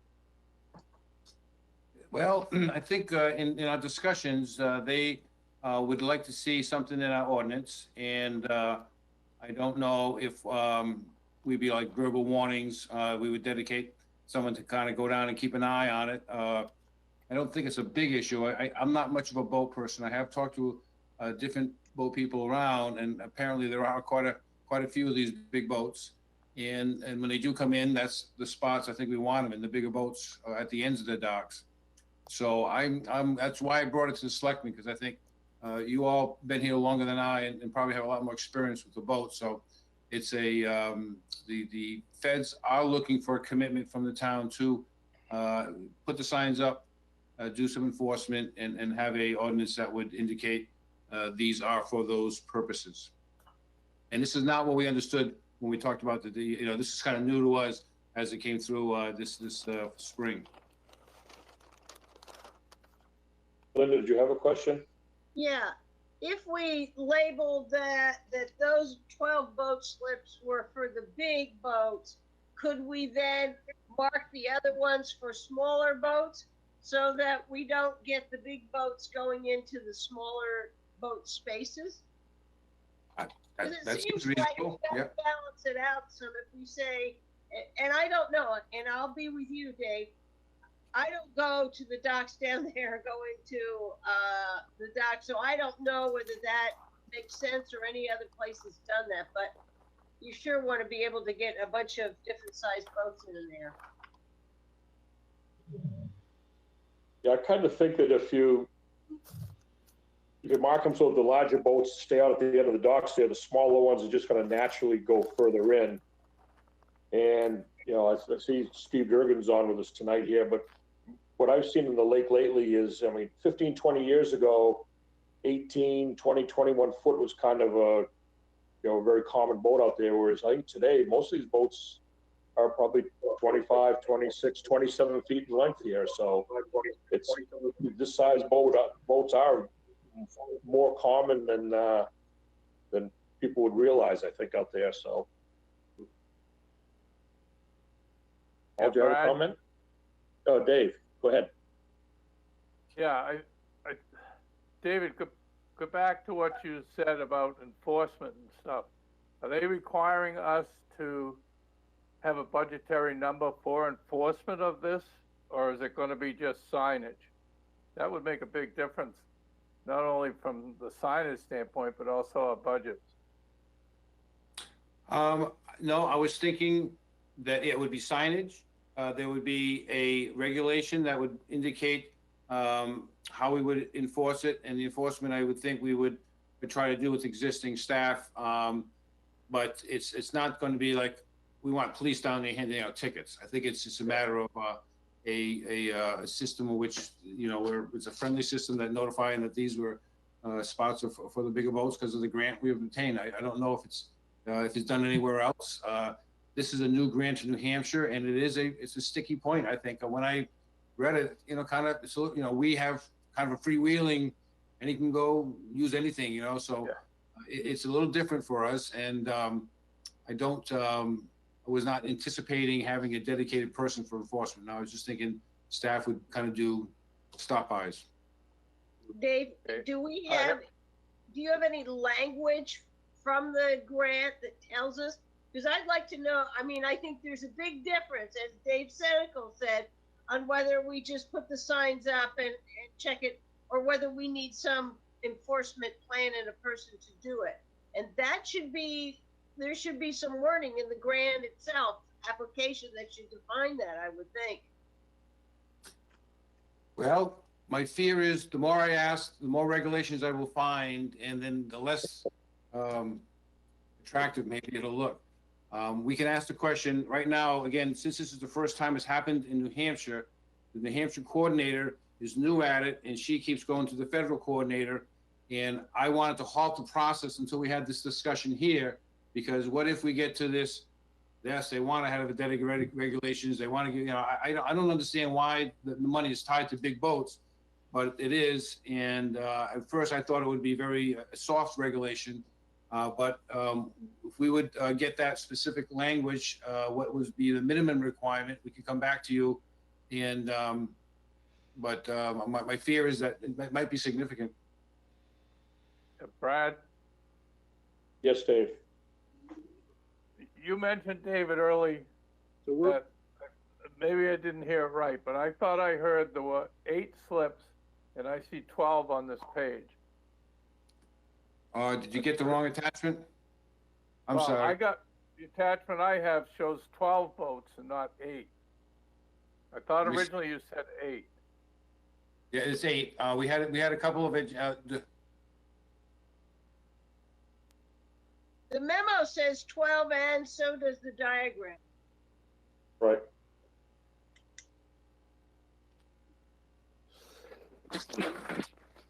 But I thought you had said early on, you were talking about 8. You know what? I know the memo says 12, but. Okay, no, you're right. It's 12. 12. Okay. I'm sorry.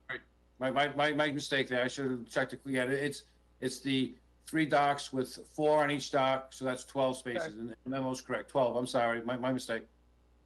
Okay, thank you.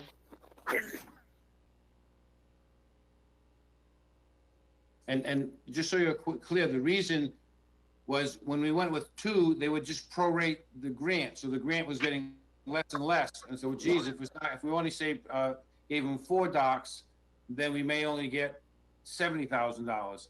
So we had to move out the amount of docks that way. So it is 12 spaces. And to me, that makes it, again, and I'm really curious. I see Steve with his hand up. I would really like to have some input from people who are more experienced about this than I am. Yes, Steve, if you'd like to make a comment, I'd let you make a comment here on this. Yes, I would like to. I spoke with Dave about this a lot earlier, and my thoughts were to try to keep it as least restrictive as possible. And to that effect, about half of our boats that we sell are 25 feet and less and store, and about half are 26 feet and above. Now that pretty much, I think, reflects what the lake boat size population is. And I would suggest that we keep it as least restrictive as possible in order to get the grant, and that we not hog tie ourselves by saying that only small boats can park in the others. And I would further add that I think a lot of people think of a 26-foot boat as really large, but whereas that used to be true, and they were usually cabin cruisers or something of that nature, nowadays there are many, many bow riders and family boats only 8.5 foot wide that are 26 feet. And the boats that we sell basically don't get to be 9 and 10 feet wide until 29 or 30 feet. And it's oftentimes the width that really counts here.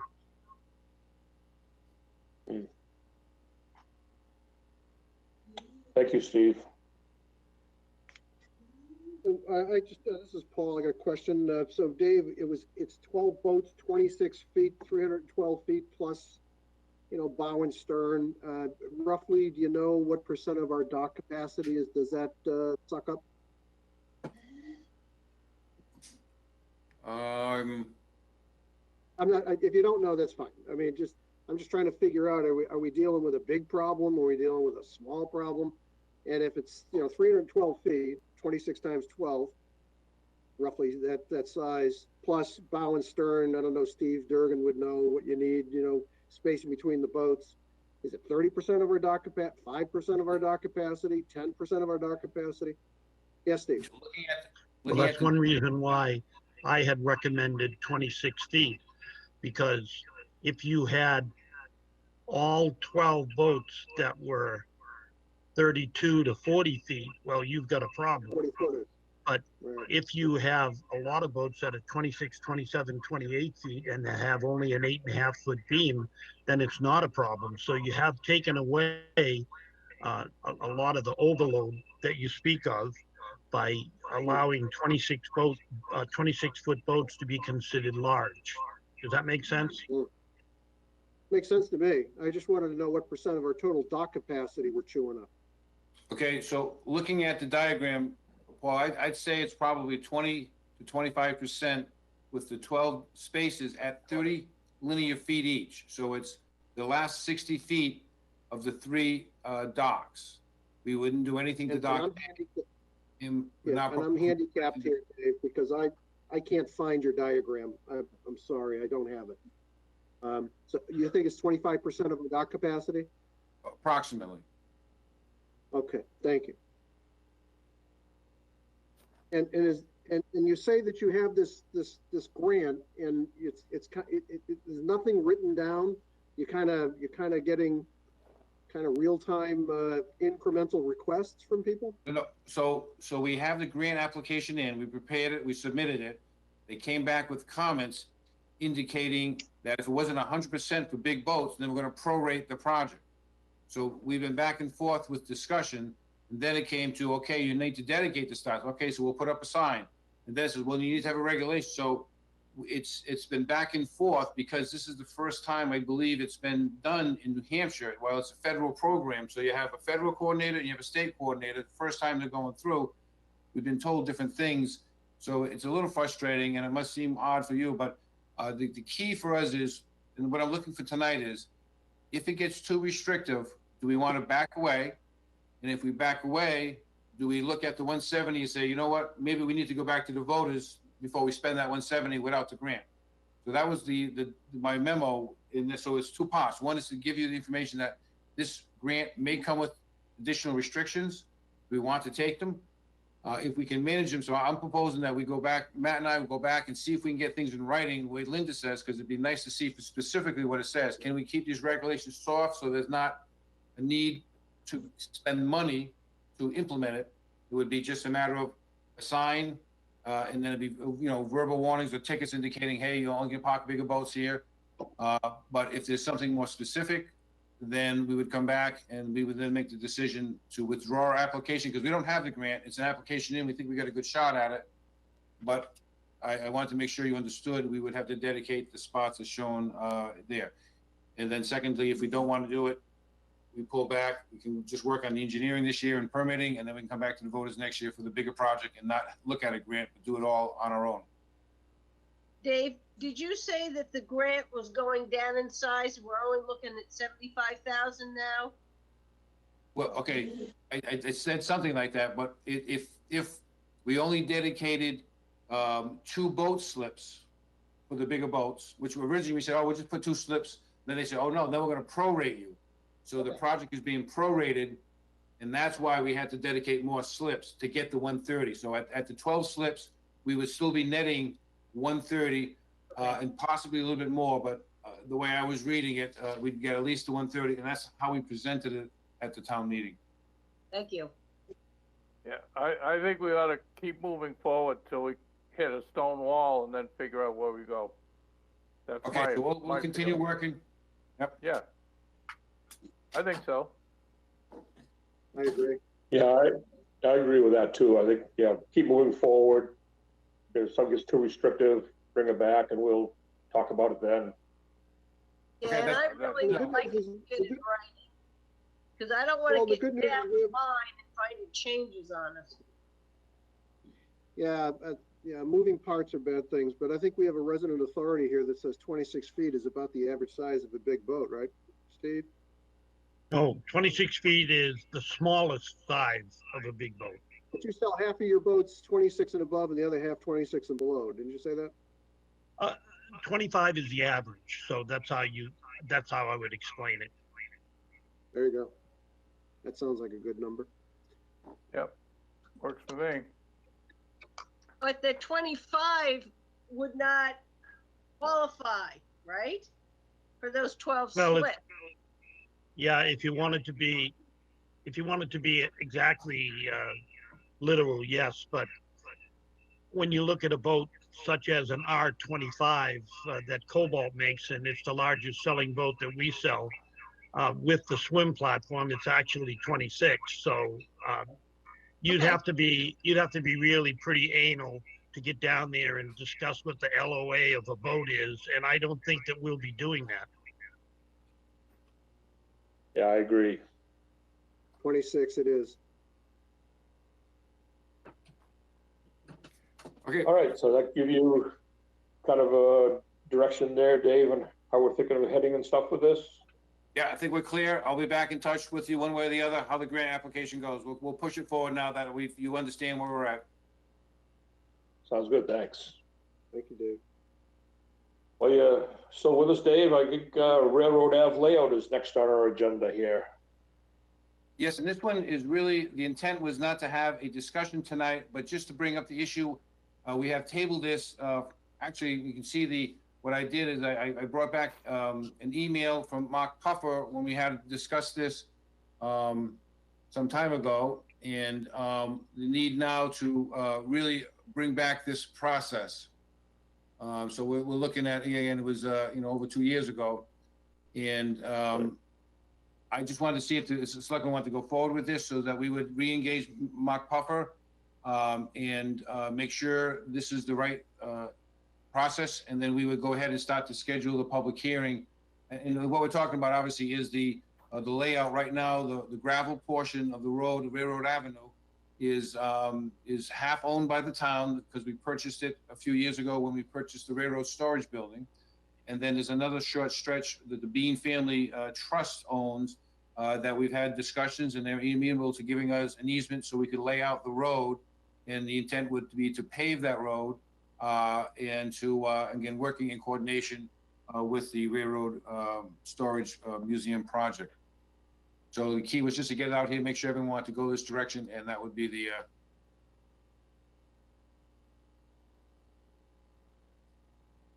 Yeah, I'll weigh in first here. I think, I'm definitely in favor of keeping this thing moving forward so that if this whole project all comes together and stuff, and it'd be nice to have that eventually paved down there anyway and stuff. I'm sure you guys would be a lot easier on your maintenance crew and stuff too, to not have to deal with, 200 or 300 feet of gravel road right there.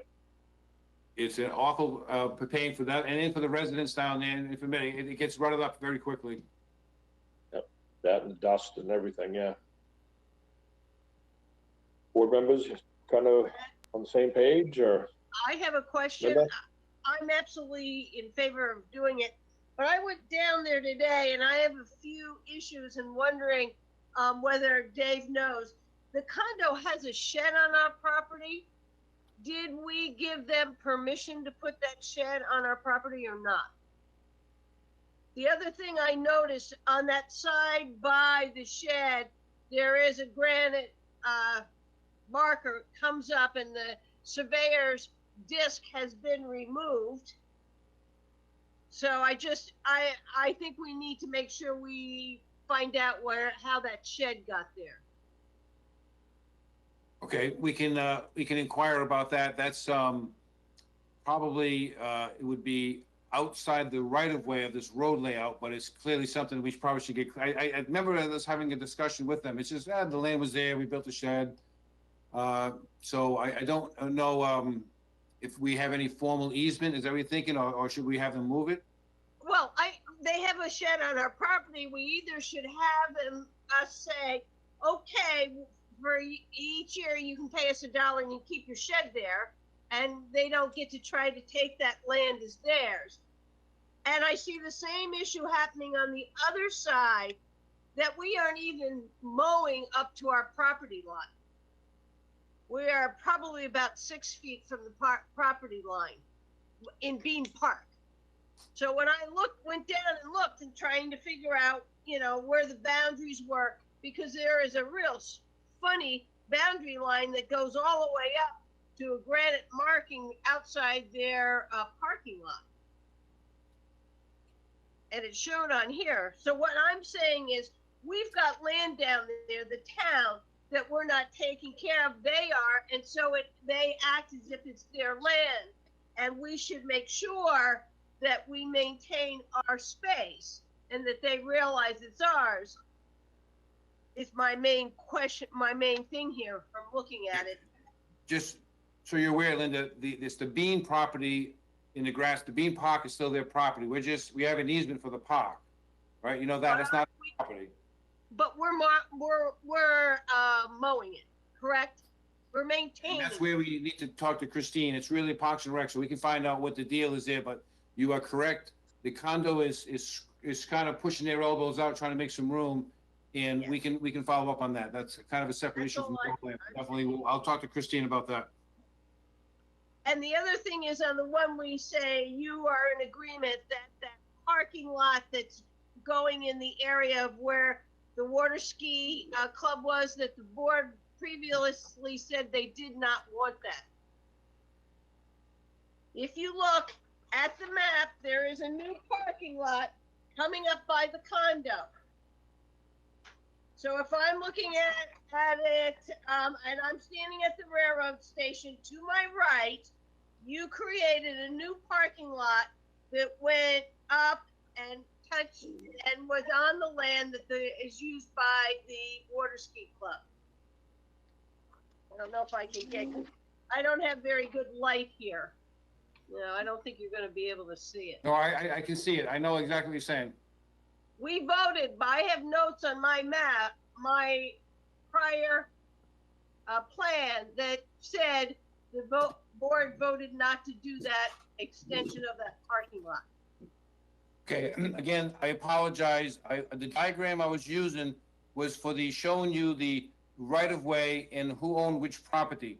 You're correct. That is an older drawing showing an abandoned alternative. So you're absolutely correct. That is, we have no intention of putting any additional parking. So this is not about that.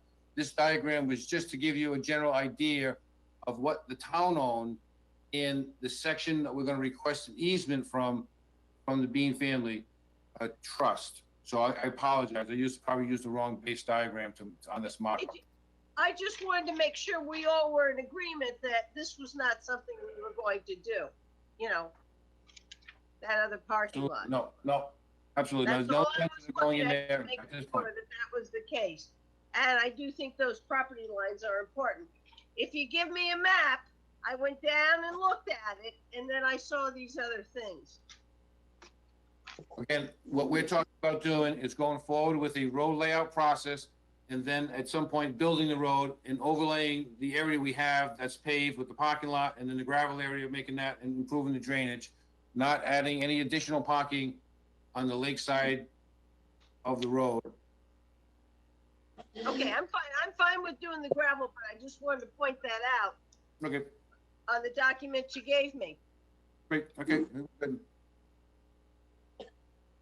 Any other comments from board members on how to proceed here? Want to proceed with the layout process?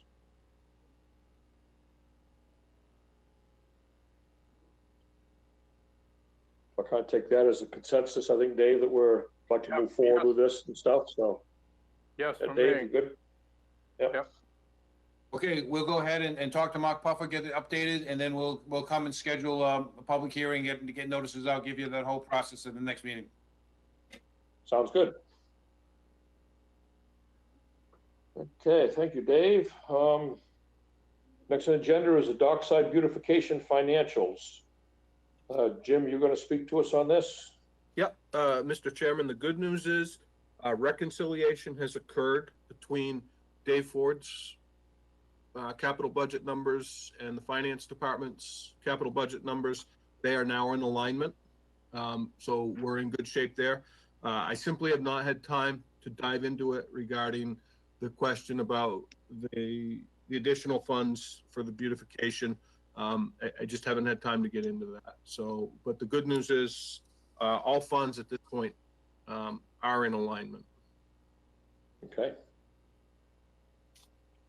All right, good. Anybody have any questions or comments? Yeah, Jim, when do you think you will get back to us on the reallocation of the funds? Or what funds we're going to use? Excuse me. Yeah. My question is, I don't think it should come out of the restroom warrant article. I'm fine if you take it out of the dockside parking lot capital reserve, or it comes out of the operating budget, because it's not what was built, was not what we had approved, or the diagram or the materials. Well, and I think that that's some work that I've got to do in the research. Number one, I think at the end of the day, the project has done a phenomenal job for that area. Number two, there is certainly an amount of funds that had to be used to put that area back together, which the board had discussed.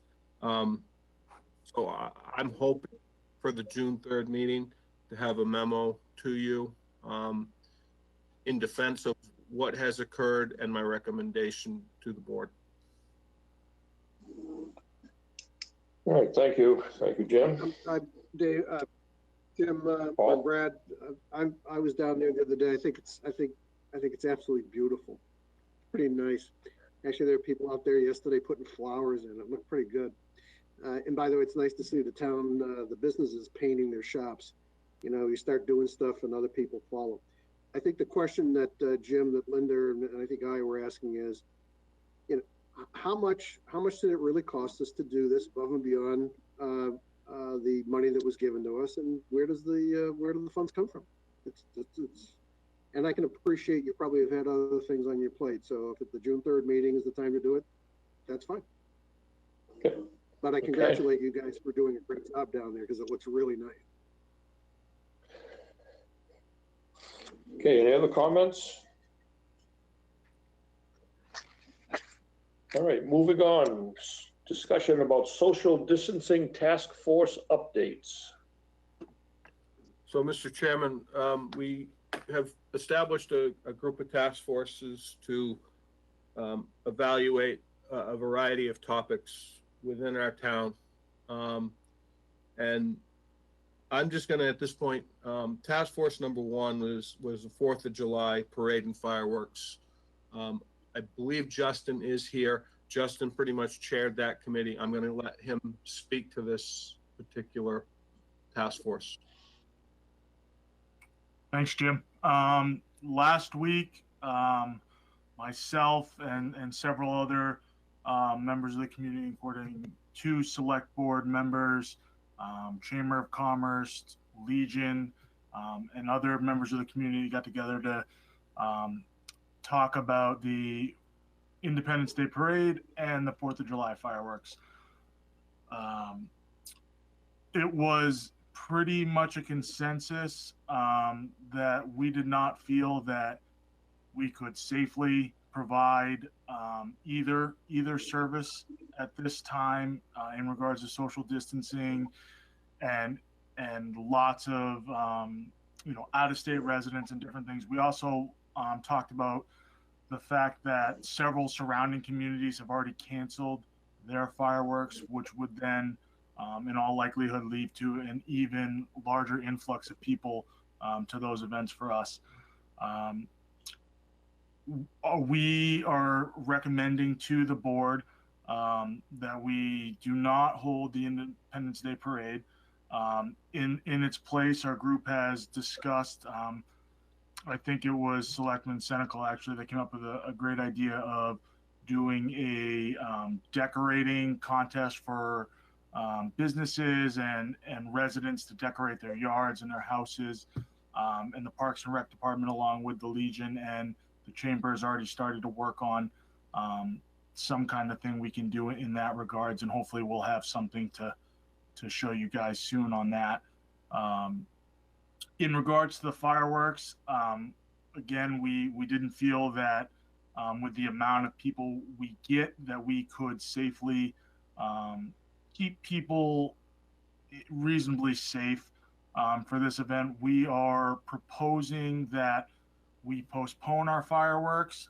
The date that we all kind of kicked around was December 31st. We already currently have a last night event that goes on that day, and there was not funding for fireworks for that event. So we think it's more reasonable to, one, hopefully we're in a little bit better place by December. Also, a lot less, more local residents at that time, which will limit the crowds. And obviously with the weather too, it'll be, we think, a lot less crowding.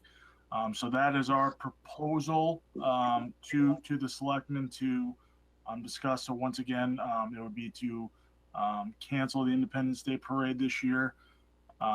We also talked about bringing that back better than ever next year and some different ideas, but I don't think we need to get too much into that right now. But we did discuss some ideas for the coming years, or even as soon as we kind of have a better grasp on what the year is looking like to come in the future. I'd be happy to answer any questions if anybody has any on that.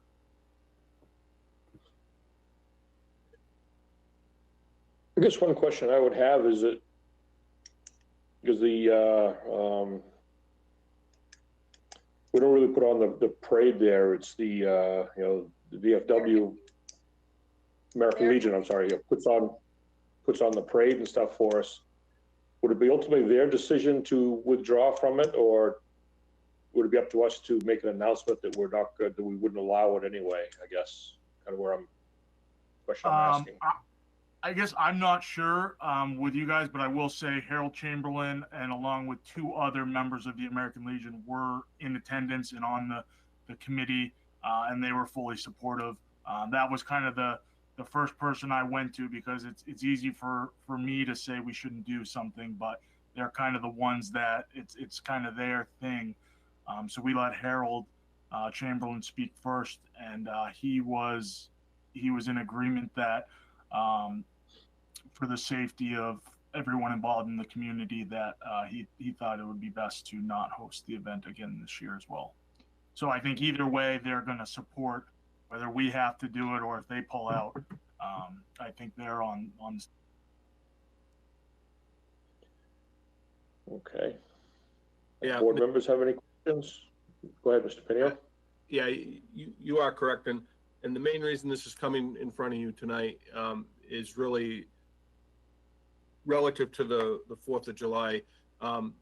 We felt that this was the best forum to make the announcement and bring that in front of the Board of Selectmen to say our task force has recommended that we're not going to hold the 4th of July Independence Day Parade. And then furthermore, relative to the fireworks, that really falls under our operating budget. So we're in pretty good shape as far as that is concerned. There's no need for a motion. Okay. I think I do agree. I think, yeah, the announcement coming through from the town would probably be the best avenue to get the word out through our social media and our websites and everything. So is everybody pretty much in agreement with the recommendations from this task force? Yes. Yep, I am. Yeah. Paul? Yeah, I am too. I think, by the way, Justin, you did a great job. Congratulations. Pretty awesome. I really enjoyed being in that meeting with you. Thank you. I appreciate that. And I particularly like the fact that you're looking at putting fireworks on December 31st. Yeah, We thought you might like that.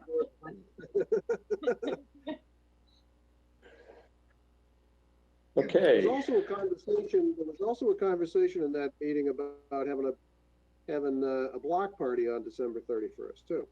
And I think our friends in the chamber are kind of thinking that through a little bit. Okay. So, Mr. Chairman, I'll keep it right in Justin's court. He's going to speak regarding Task Force number 2, which was tasked with looking at the Granite Man and the Granite Kid. Thank you, Jim. So again, I was heading up a task force with myself, Selectman Chairman Harriman, and Deputy Tom Zotti. We're all in on the committee. I also got some input from Shelley Rondo, our town health officer. We met to discuss the viability of both the Granite Kid and Granite Man triathlon. I'll kind of go in 2 parts here.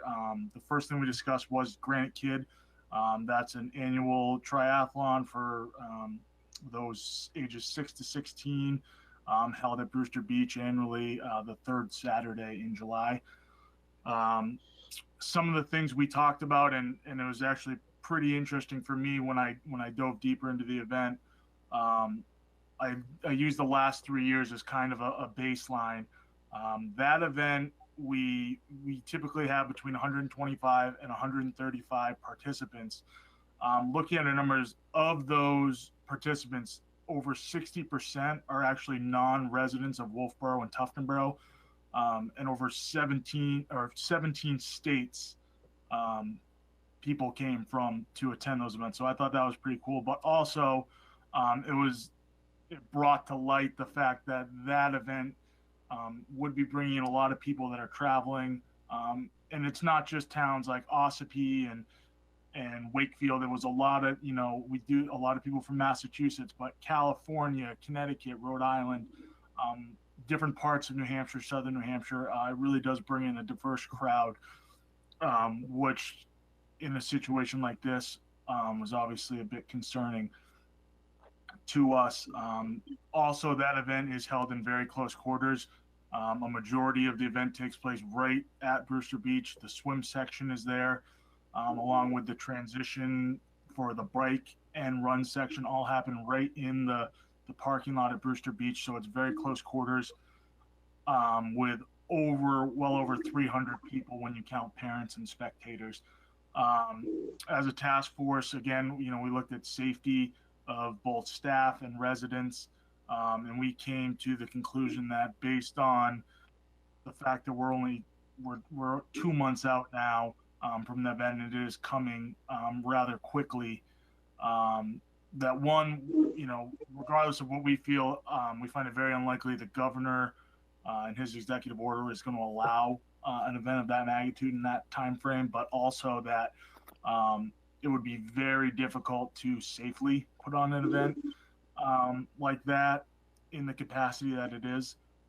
So we are recommending to cancel this year's Granite Kid Triathlon. I've already started working on some kind of virtual event that we can put in its place, whether it's a virtual race or some kind of video type submission, to give something to the community to hopefully entertain them and provide something for them. But we just don't feel that we can keep everyone safe and spread out for that event. Moving on to Granite Man, obviously similar event, but on a much larger scale. That event is held annually at Cary Beach the third Saturday in August. We typically have between 200 and 300 participants on a given year. Again, large number of out-of-state or non-local participants in that event. That is a fundraiser for the Arthur Dow Scholarship through Kingswood. We discussed that event. We also, Christine and myself, reached out to the family, the Dow family, to get their input and their feelings. They are absolutely supportive of whatever we decide to do. You know, they know we'll make the right decision. We have a good relationship with them, so the dialogue with them will continue. We have decided on that where that event is a little bit later in the summer, that rather than cancel that event or postpone it, that we are hoping to hold off and make a decision after I believe it is June 17th Selectmen's meeting. We think by then we'll have a little bit better picture of where we are as a state and a community in regards to COVID-19. We've already reached out to participants in that event to kind of let them know where we are, and we've been keeping them in the loop. We sent out a survey last week to participants to just get their general feel of if they would participate and what their concerns would be. You know, many of them are still obviously hopeful that the event happens. Some of the concern raised are the obvious ones about large group of people and how we could keep them spread out and safe, especially at the start of the race, which I think is where most of the congestion is. I think once the race is going, you know, I think it's a little easier to keep the distance, but the big issue is going to be getting everybody registered in the water safely, and then our transition area for the bike and run section is right there at the beach. So that will be the challenge if we do move forward with that event. But our recommendation for that is that we do hold off a little bit longer in hopes that we can salvage that event. And again, I'll be happy to answer any questions from anyone. Any board members have any questions?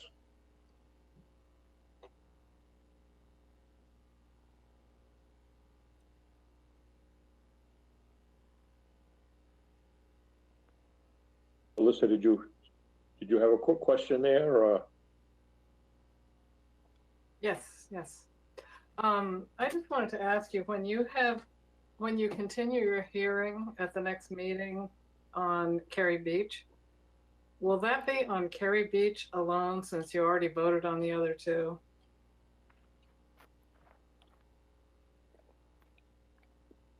Okay, I was kind of asking if you had any questions for Justin on this task force one. That's what we're at right now. I thought you were moving to another subject. Oh, not yet. So could I address that when we get to you? Questions from the press for you for that one? Yeah, sure. Okay, thanks.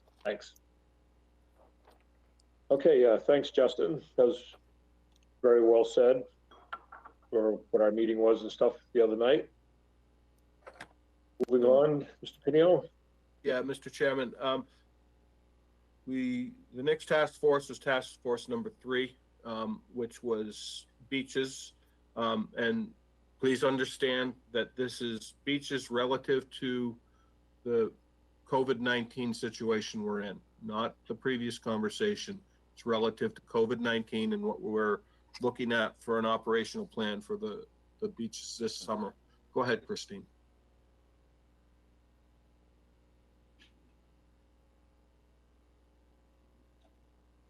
Christine, you don't have on your mic.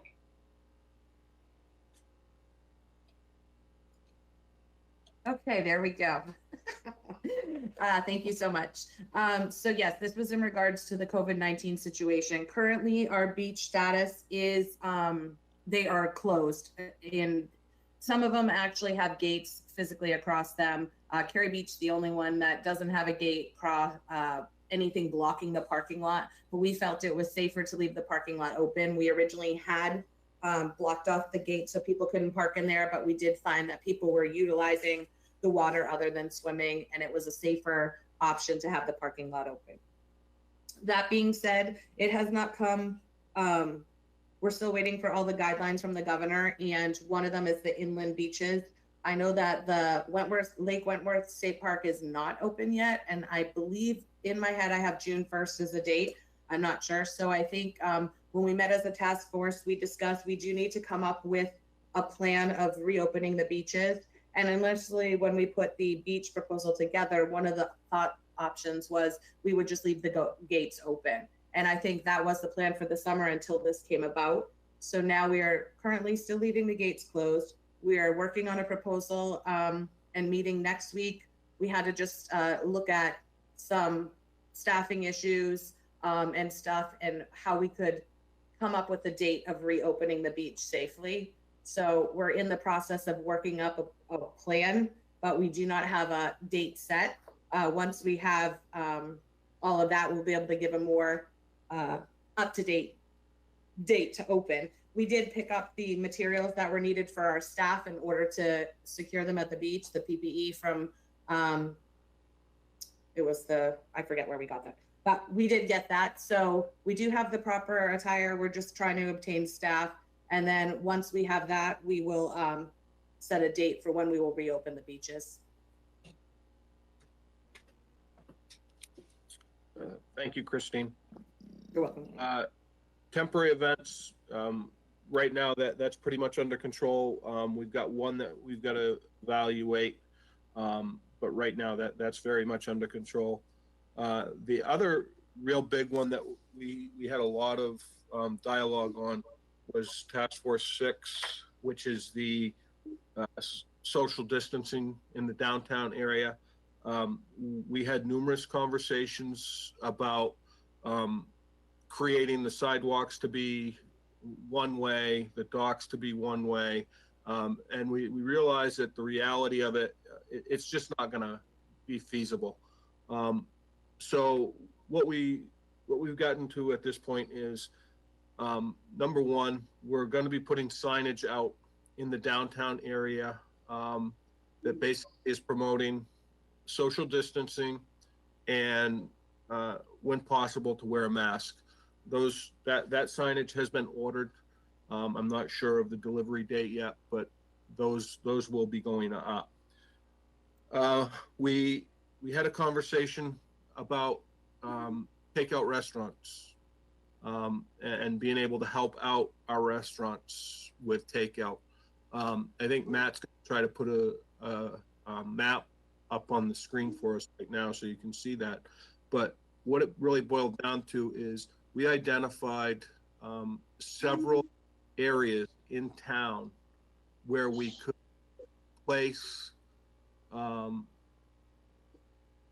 temporary 5-minute parking for takeout purposes. So Matt and I went downtown, went for a look, and we identified, if you go up to the left side of your screen, that is basically in front of Liddy's Cafe. There are 2 parking spaces we've identified there, which we would like to make 5-minute parking. It'll be for takeout only, and we have actually already ordered the signage. The next one heading toward Town Hall would be where Matt's circling now.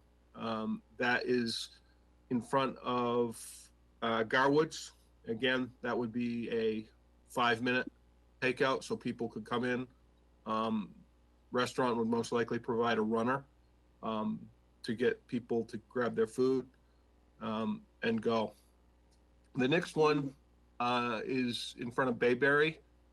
We had numerous conversations about where we felt the safest place to do it would be. And we felt that this was the best location because it offered the best visibility for people coming and going on a very regular basis. We also identified a spot in the dockside parking lot as being an area for takeout, and then 2 spots in the alleyway. We also identified one in front of the pet store and the downtown grill. And then we identified 2 spots across the street on Railroad Ave. Now, one of the other in this particular area that we worked on was in front of Bailey's Bubble. We've got a problem with a lot of people congregating. We've identified 3 parking places. We would like to take 3 parking places, be able to barricade them parking places off. It will not interfere with the handicap parking space. And what we basically do is permit Bailey's Bubble to manage that area for people to social distance in that area and be able to basically line up to get their ice cream. So that's kind of the thought there. And then we had one other spot identified, which was on Railroad Ave. There's actually 2 spaces here, but we felt that one of them was very important to place for either takeout or another place for people to congregate and be able to move through the queue to get what they have ordered. So what we're really looking for from the Board of Selectmen on this one is permission to be able to make these particular parking spaces 5 minutes for takeout. Obviously, as the summer season unfolds, there may be changes that need to be made. We may have to do some of these spaces. We may have to increase the number of spaces. But this is what we have for an initial start regarding parking to be able to help out some of our restaurants. I've got more to speak on, Mr. Chairman, but I'd like to have a conversation about that parking scenario at this point. Yeah, just one question kind of came to mind right now, Jim, that is, would these spaces be temporarily marked during the day, during the meal times, or would it be 24/7 during this, during our pandemic issue that we have going on here? Yeah, that's a great question. And at this point, we think that it's going to be a permanent thing, 24/7. We did have conversations about, specifically up at the Downtown Grill, where they close earlier in the day. But there are other restaurants in the area. So we felt that it was important to be able to provide parking spaces for our restaurants for being able to get food out to the vehicles and people be able to move along their way. So at this point, it would be permanent. Mr. Chairman, if I could just quickly, it's Matt. I think it also involves a conversation with the police department. They've been involved to some extent, but about enforcement of the parking during obvious off hours, whether it be at 3 a.m. in the morning or, 4 a.m. in the morning. Clearly, if there's a car parked during that time, it's likely not going to receive a ticket. But during regular business hours between 6 a.m. to 11 p.m. at night, I think the parking is enforced. Okay. Any other board members have any questions?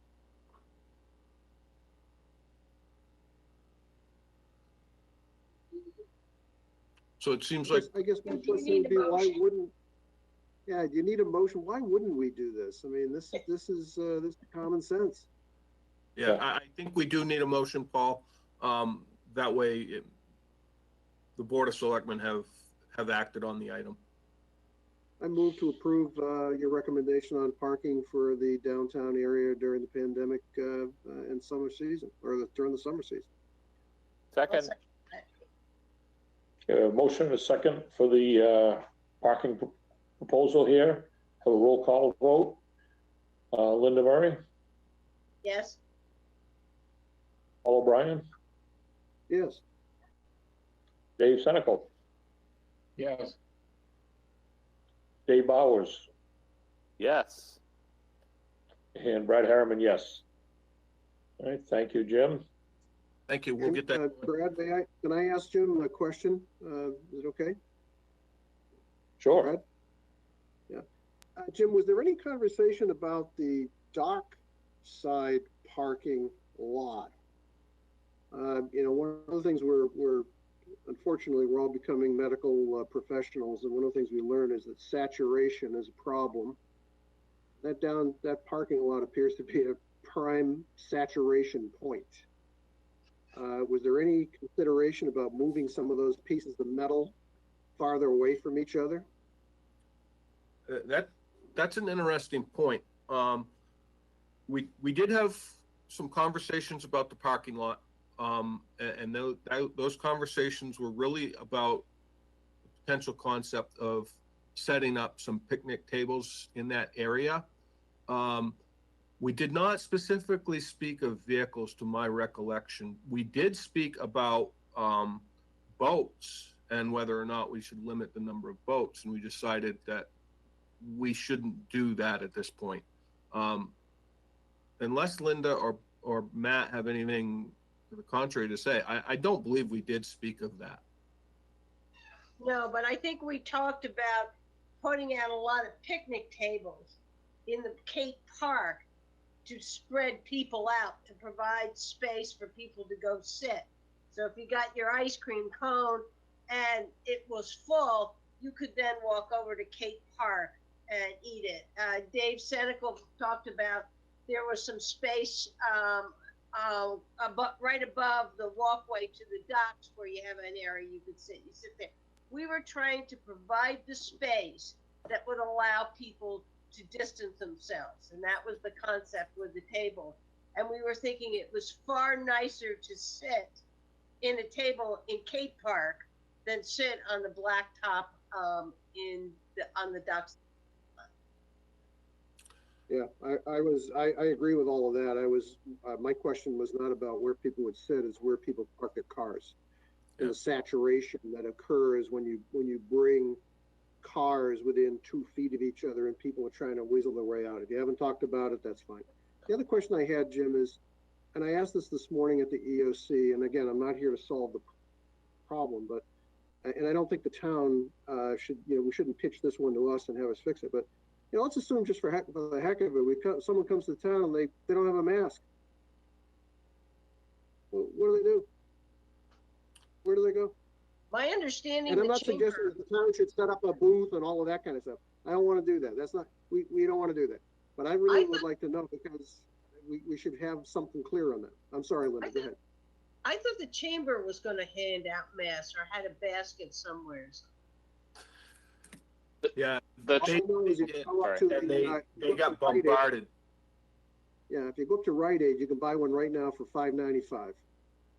And people will probably, I don't know. I just think we ought to think about, I come into town, I'm from away, wherever away is, I didn't bring the mask or whatever, and I see all of Wolfeboro's residents wearing them. I'm feeling a little public pressure. That would be good. Where do I get one? And I don't think the town can solve the problem, but I'm pitching that one out to the business community, perhaps to solve the problem. Fair question, and the only thing that I can say is, we've ordered I want to say 120 signs for promoting social distancing and mask usage. The downtown will be saturated with these signs, so we're going to promote that very, very heavily.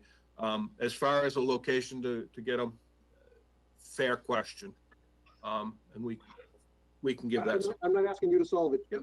I just think it's a public issue. We should all get our heads around. We're going to incentivize people to be distant. Let's help them find a solution. Good. So the other item that we discussed was picnic tables.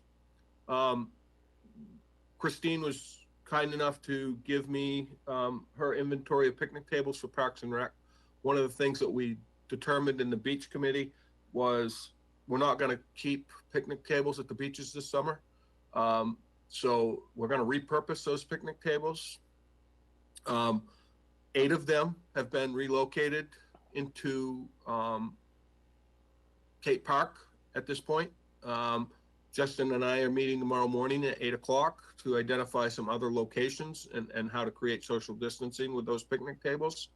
I do have to say right up front, we need to be cognizant after this COVID event is over that we will probably have to purpose some funds to rehabilitate the park. We're probably going to have to do some significant work down there to get it back into the pristine shape that it's in now. So I just want to say that right up front.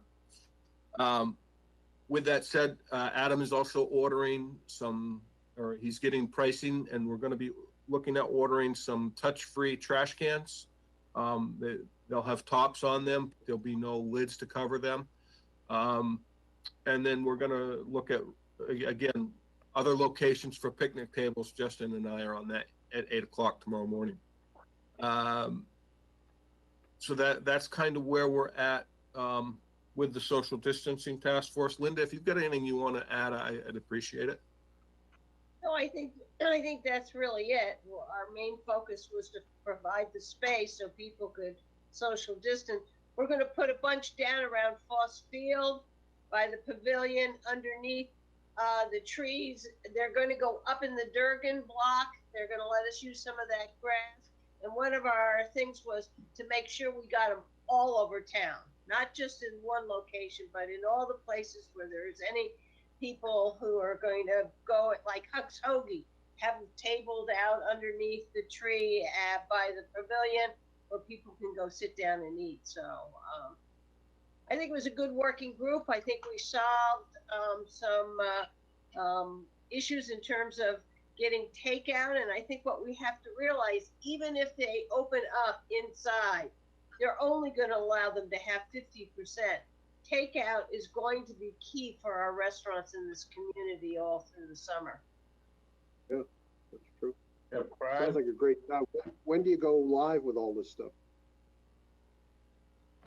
Wow. So it's in motion right now, really. I mean, the picnic tables have been relocated.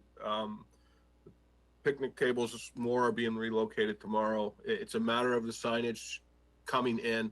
I think Adam figured it'd be about a week before the signage would come in. I know it puts us behind Memorial Day weekend, but we're going to be working on getting the messaging out. Matt, do you have anything you want to add about that group? I do. No, Jim, I don't. I think you covered it pretty well. I think the key is getting it out, as soon as we can, hopefully in advance of Memorial Day. I do want to talk to the board at the very end of the meeting, just quickly about the private property issue, just very quickly, but it doesn't need to be right now. It can be at the very end. I'll try to do that quickly. Thank you. And Paul, we did appoint a liaison back to us, which would have been Deb Skelly and Mary DeVries. Businesses should contact those two and then come to us. So that's in process. Sorry, Brad. Okay, I think Dave Senecal had a comment he wanted to make. Yeah, another thing with that committee was that to utilize the signs as you come into town, the electronic signs. I know the one coming in from Ossipee has already been changed to, social distancing. We recommend a mask and be kind to everybody. And that particular one is already up and running. And that's one of the things we discussed as part of that group. So I'm assuming that the other ones have either been changed or they will be changed.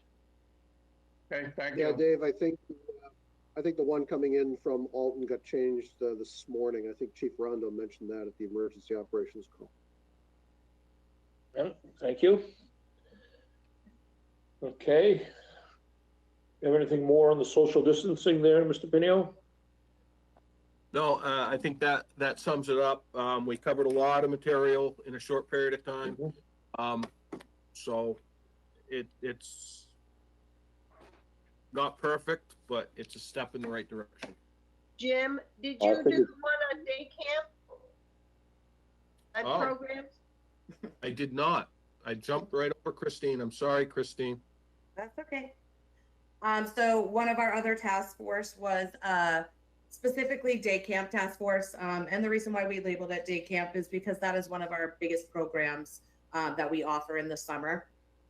So we looked at the governor's orders basically for all of our programs because we deal with a lot of children. And so these programs were tennis, youth sailing, swim lessons, swim team, day camp, yeah, and sporty shorties. And so looking at the guidelines, we just felt like we couldn't offer a safe program for the patrons or the staffing. One, we don't have the space for it, so we would have to spread out. It would definitely limit the enrollment. Two, I don't think we have the proper equipment for each person to have their own set of equipment. And then three, it would put us in a negative for our budget. So keeping all of those in mind, realizing that this summer is different than anything else. I did send an email earlier to the selectmen so you could see it in writing, but we were proposing cancellation of all programs, physical programs with Park and Rec for the summer of 2020, and really looking at managing facilities. So let's try to get those tennis courts back open. Let's try to get that pavilion in use, be out around those picnic tables and stuff. So in that form, I kind of outlined the savings and the costs associated with that. What the options for people who do need daycare of some sort would be the Children's Center. They do have the capacity to take some. And then with that being said, we will look at the government's guidelines, the CDC guidelines as we move through the summer. Justin and I have already been talking about how we can do some virtual programming to help assist families, maybe some events that we could repurpose that would be in line with social distancing that we could offer. Than we usually do. For instance, movies in the park. We couldn't really offer movies in the park, but could we do a drive-in movie or something of that nature? So just investigating all of those as options to see what's out there while keeping within our budget guidelines. Thank you. Any questions? Any questions for Christine? So are we Christine. making an announcement that the programs are canceled, or do you need a vote? What's the protocol here? So I think we can simply move forward and announce that everything is closed. This is more or less informational to the board, I believe. We're just letting you know and looking for your support, and I think you understand the predicament we're in.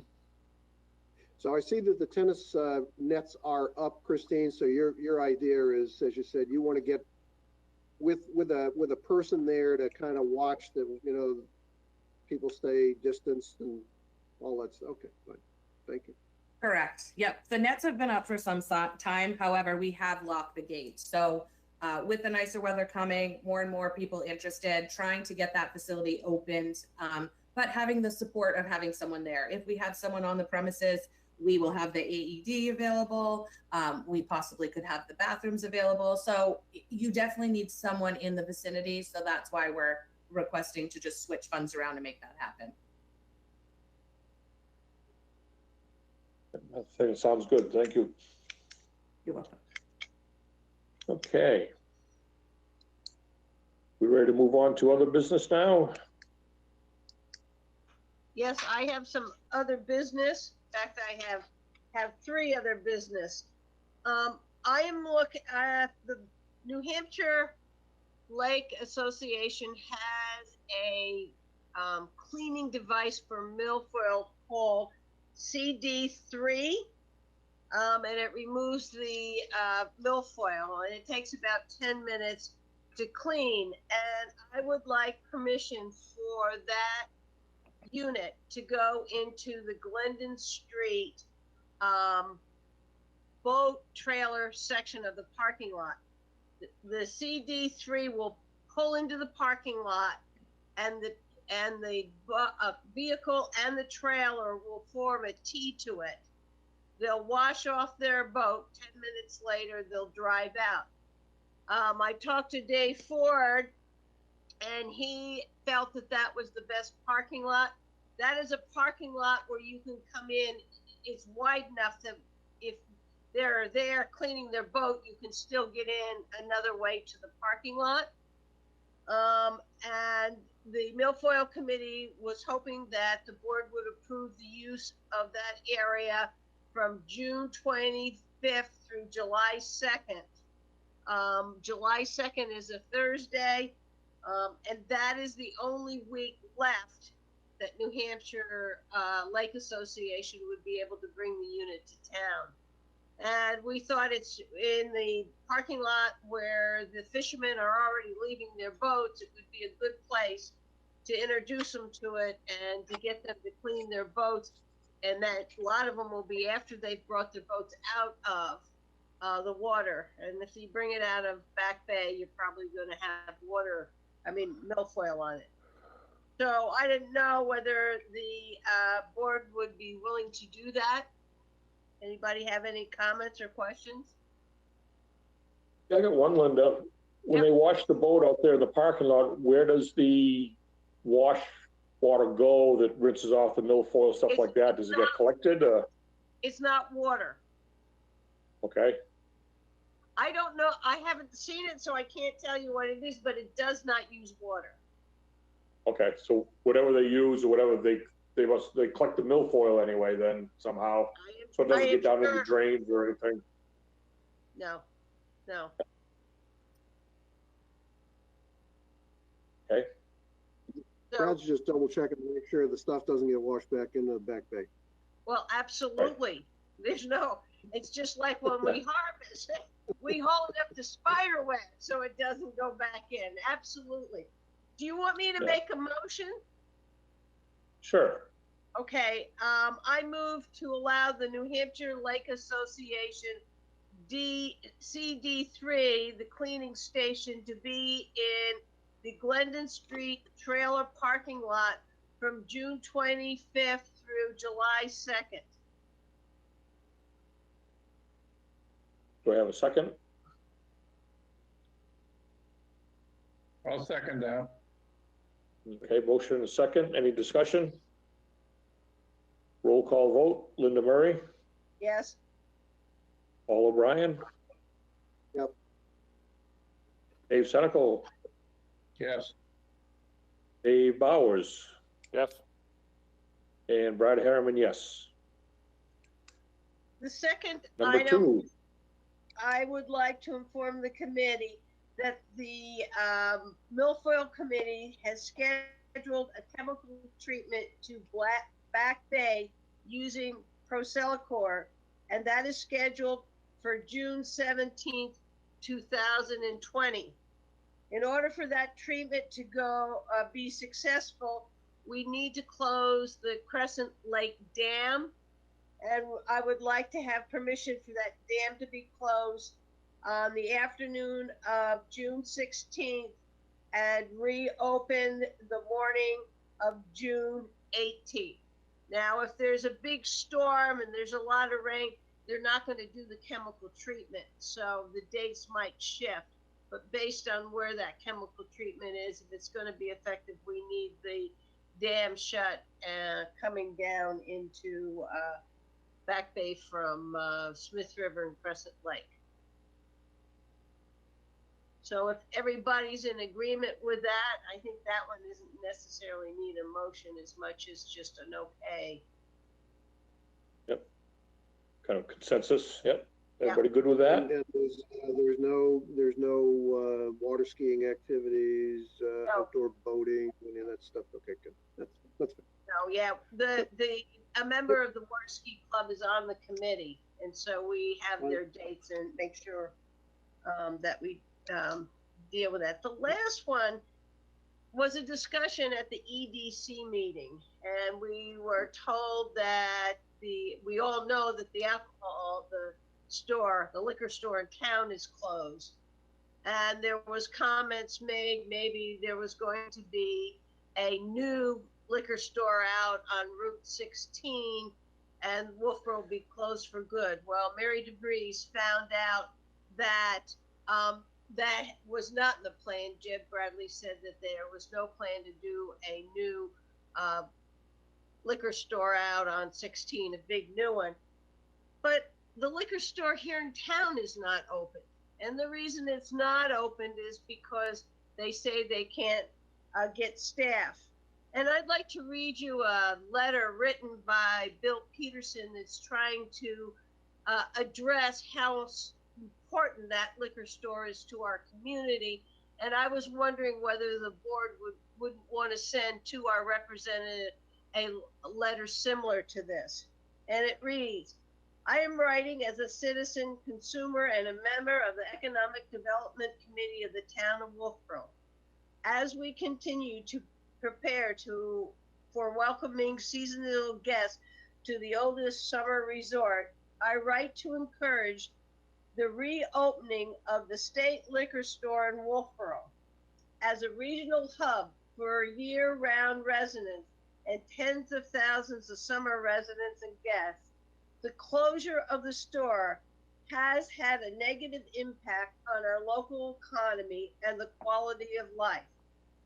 Access is important for both the local hospitality businesses and those residents and guests from islands and surrounding communities who visit our downtown district for one-stop shopping.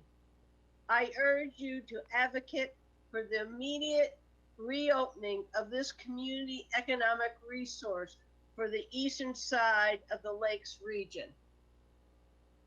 And so I was wondering whether the board wanted to send a letter to try to see if we can get our representatives to get that liquor store opened.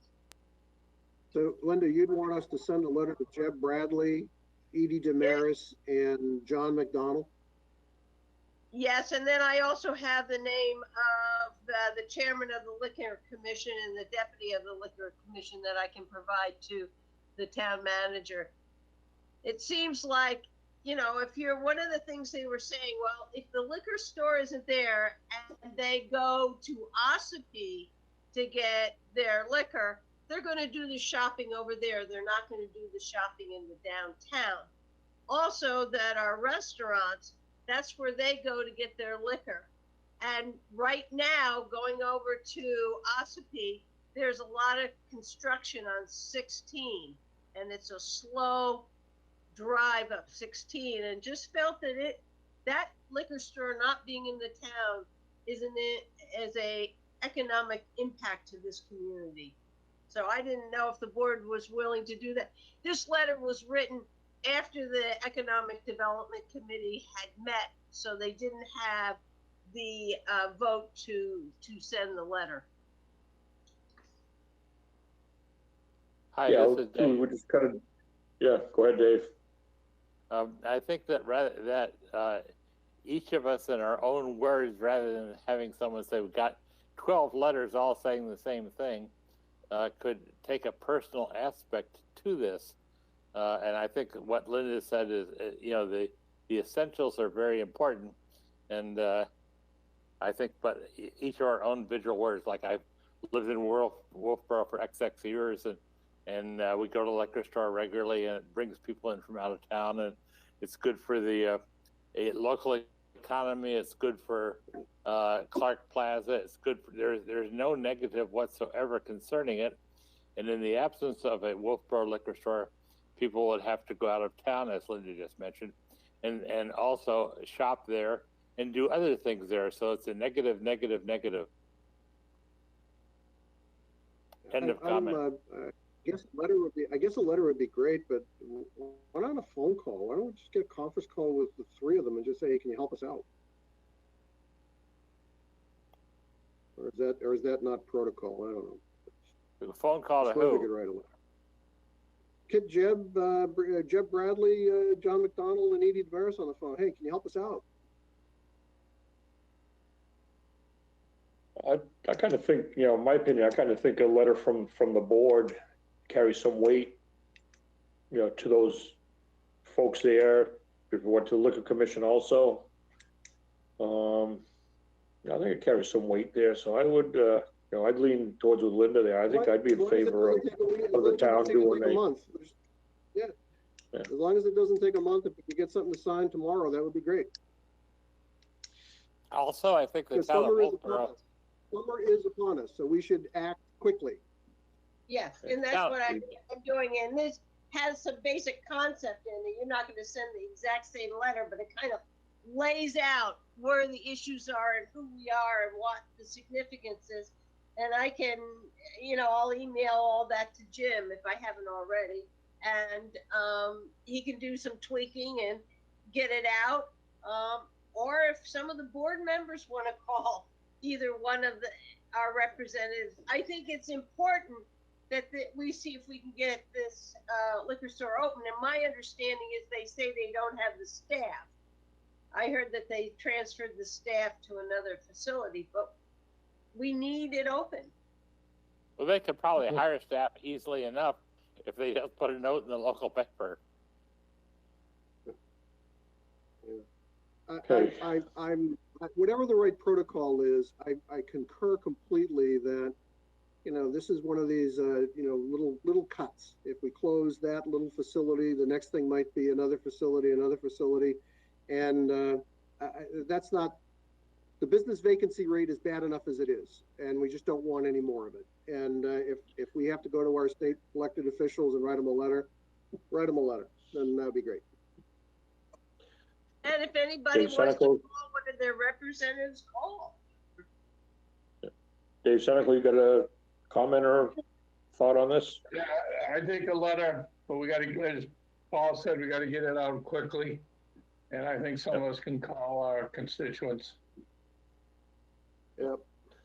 So if you have a consensus there, we'll get a draft of that to Jim. He can get it written up. We can get it off.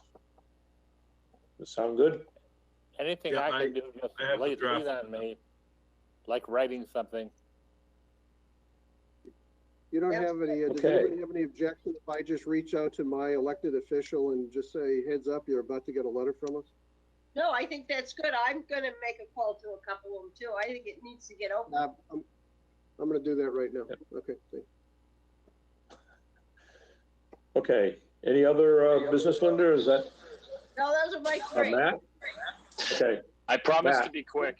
My phone is on 8% as well, so that's my time. Yeah. So let's get moving. I just wanted to quickly ask for some guidance from the board on an issue that's come up. You may or may not be aware that we are permitting expansions of outdoor seating on private property right now with businesses in the community. Brad is aware. He heard this speech from me last evening. And we're doing that particularly under the governor's May 18th guidance. So far, that process has gone relatively smoothly, but we have run into a few technical issues, and I want to show you two in particular and try and get some guidance from the board on how to proceed with these two as an example of a larger issue that I think that we'll continue to see in the community. I'm just going to share my screen, and I promise to do this as quickly as possible. But like anything, time is of the essence right now, so I wanted to bring this issue to you this evening.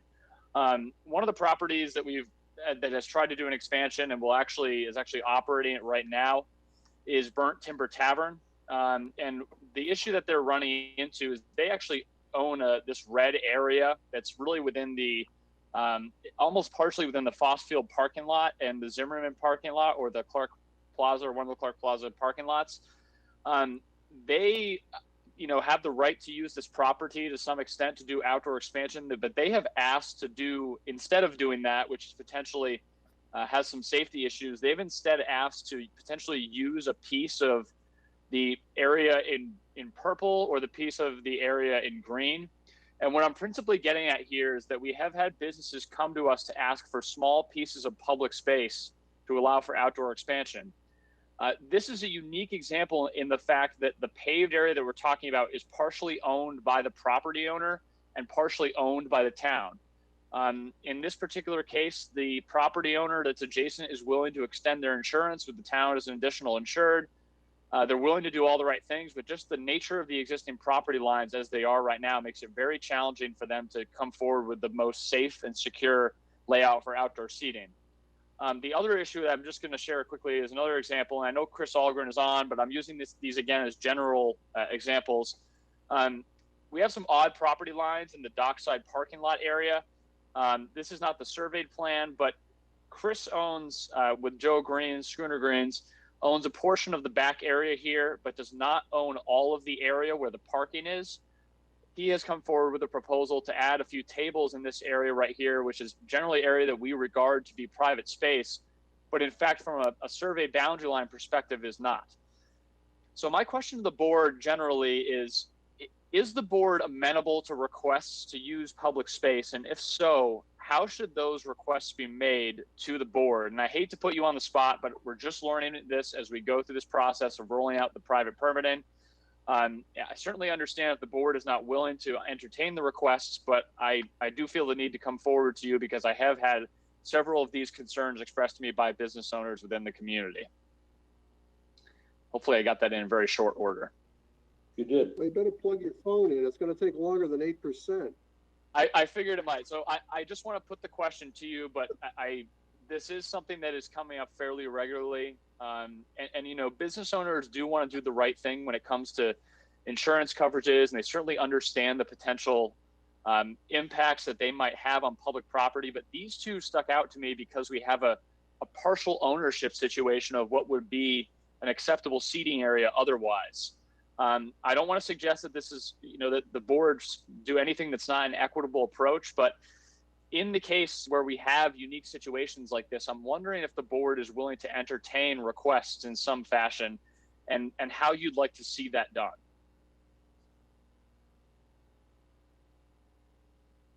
I think my opinion is, because as Matt said, I saw the application that he has, that he's working with the restaurants right now to do some outdoor seating in their parking lots and their green areas and hardscapes and stuff. This is obviously a unique situation here coming onto just some town properties. So, I mean, I would be in favor of looking at these anyway and in considering them, because I think we want to help these establishments survive this issue that we're dealing with right now with the COVID-19. So we definitely got to look at it on a case-by-case basis. Obviously, we can't just open up, you know, carte blanche that everybody could go out in the streets and stuff. But I'd be more than happy to look at these as a case-by-case basis and make a determination from there. I would agree with that, Brad. I think individually, each one is quite different. We've got two that are quite different right now. So I think we ought to look at them individually. Yep. I can go along with looking at them individually, and I'm of the philosophy that we should do whatever we can to help the businesses. It's kind of like the parking spaces. If they have some of the property and we have some of the property and it's going to be safe, then I think we should do that. Okay. I agree. I think we need to look at them one by one. I don't think we can make a blanket, but I'd like to do what we can to help them. I'm in the same space. I think the one thing I would add to that, and I think we all would agree, is speed. These business people have been closed, shuttered, and they're trying to eke out some marginal amount of revenue. We may not have the right answer for everybody. It may turn out that on a case-by-case basis, some people get a yay, some people get a nay. But speed to the decision is probably what I would say is an important component here. We've got to move quickly. Yeah, and I think if we have to meet an extra meeting in order to make it happen as we go into the season, we should do that. Yep, absolutely. Amen. What are you doing tomorrow at 6 p.m.? No, I'm just kidding. But but in all seriousness, not dealing with you. You actually got me excited with that question. I would like to try and move a few of these forward in pretty short order. I know that these businesses are particularly aiming at Memorial Day. So what I'd like to do is circle up with Jim. Not that he has, I don't know if he has anything else going on in his day-to-day, but maybe circle up with him first thing tomorrow morning to discuss maybe how we could proceed with some of these, because certainly with Memorial Day here, time is of the essence, and I think that we want to try and work with these folks as quickly as possible. And you showed us those two. I have no problem with either one of those two for you and Jim to come up with something that's safe and reasonable. So is it fair to say that, I mean, I don't know if we need a vote, but subject to insurance being demonstrated on potentially town property, that we could work with them to come up with a safe solution? For the two that we just discussed tonight? Those are the only two that have requested the public property use, just to be clear. Yes. Yes. Yeah. Okay. Go ahead. Yeah, you got a consensus Okay. there, Matt, so go for it. All right, I appreciate that very much. I'm sure the businesses appreciate it as well. I think we want to try and get everybody open. So they do recognize this is a temporary situation, certainly until things return to some sort of normal, but I really appreciate it. Thank you. Okay, thanks, Matt. Thank you, Matt. Okay, under other business, I have one quick thing just to bring up. I don't know if any of you are aware, commercial property owners have received a survey from MRI requesting information about rental of their properties, their income and expenses and stuff like that. I'm assuming it's all for the revaluation process that's going on.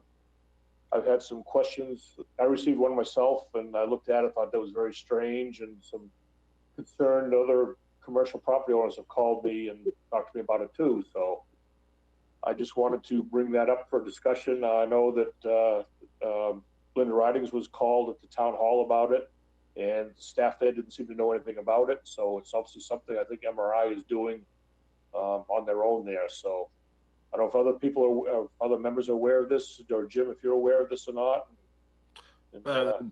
Mr. Chairman, if I may, in the kickoff meeting that we held with MRI, this topic was discussed. All they are simply doing is looking to get a market analysis of rental properties to try and help them in determining what the tax rate is going to be moving forward. It's strictly voluntary. There is no requirement for people to do it. But it was absolutely clear going forward that this was going to be done, and DRA was in that meeting as well. Yeah. Okay. I guess something new. I don't recall other times we've done it have any of this kind of a reaction to a form that was sent out. Yeah, Linda, I don't know. I can have a conversation with the gentleman, the lead assessor from MRI tomorrow.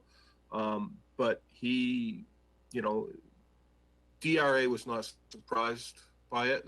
They saw the release, they saw the information. So there was no surprise there. So I mean, this is all new to me as well for a revaluation. But I understood it. I thought it was transparent, and I thought the letter explained what was being expected.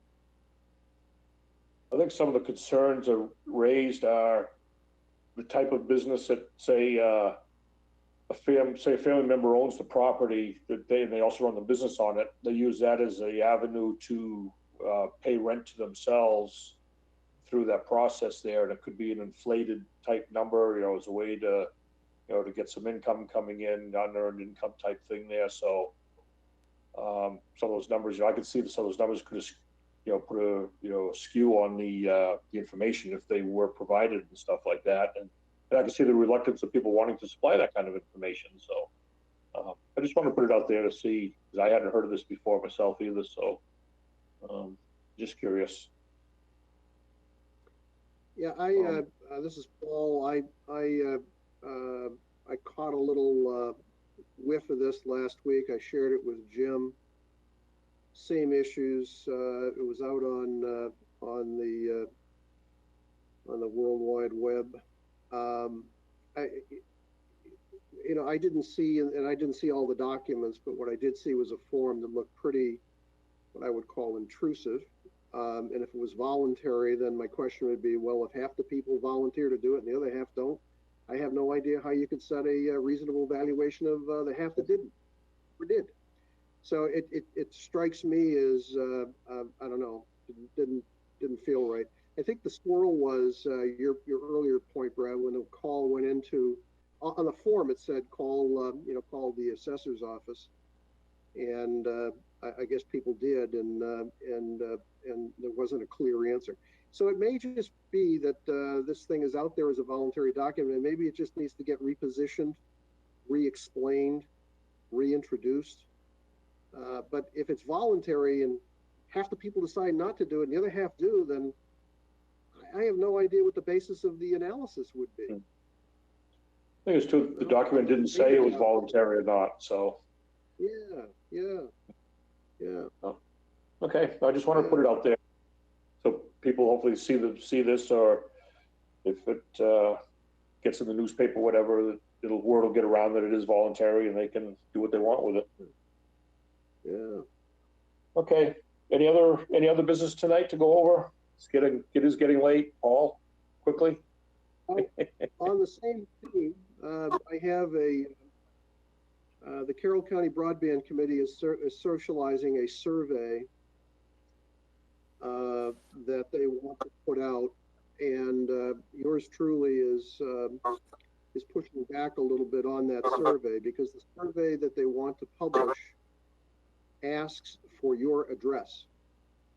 And then they ask for, some information about what you use your internet service for, what you like, what you don't like. In my business experience, that is the collection of customer proprietary network information. And I am telling the Carroll County folks that I can't support that. And if it comes to a point where they say, well, we want to put it out, I'm going to ask this board to either recommend against me or recommend with me.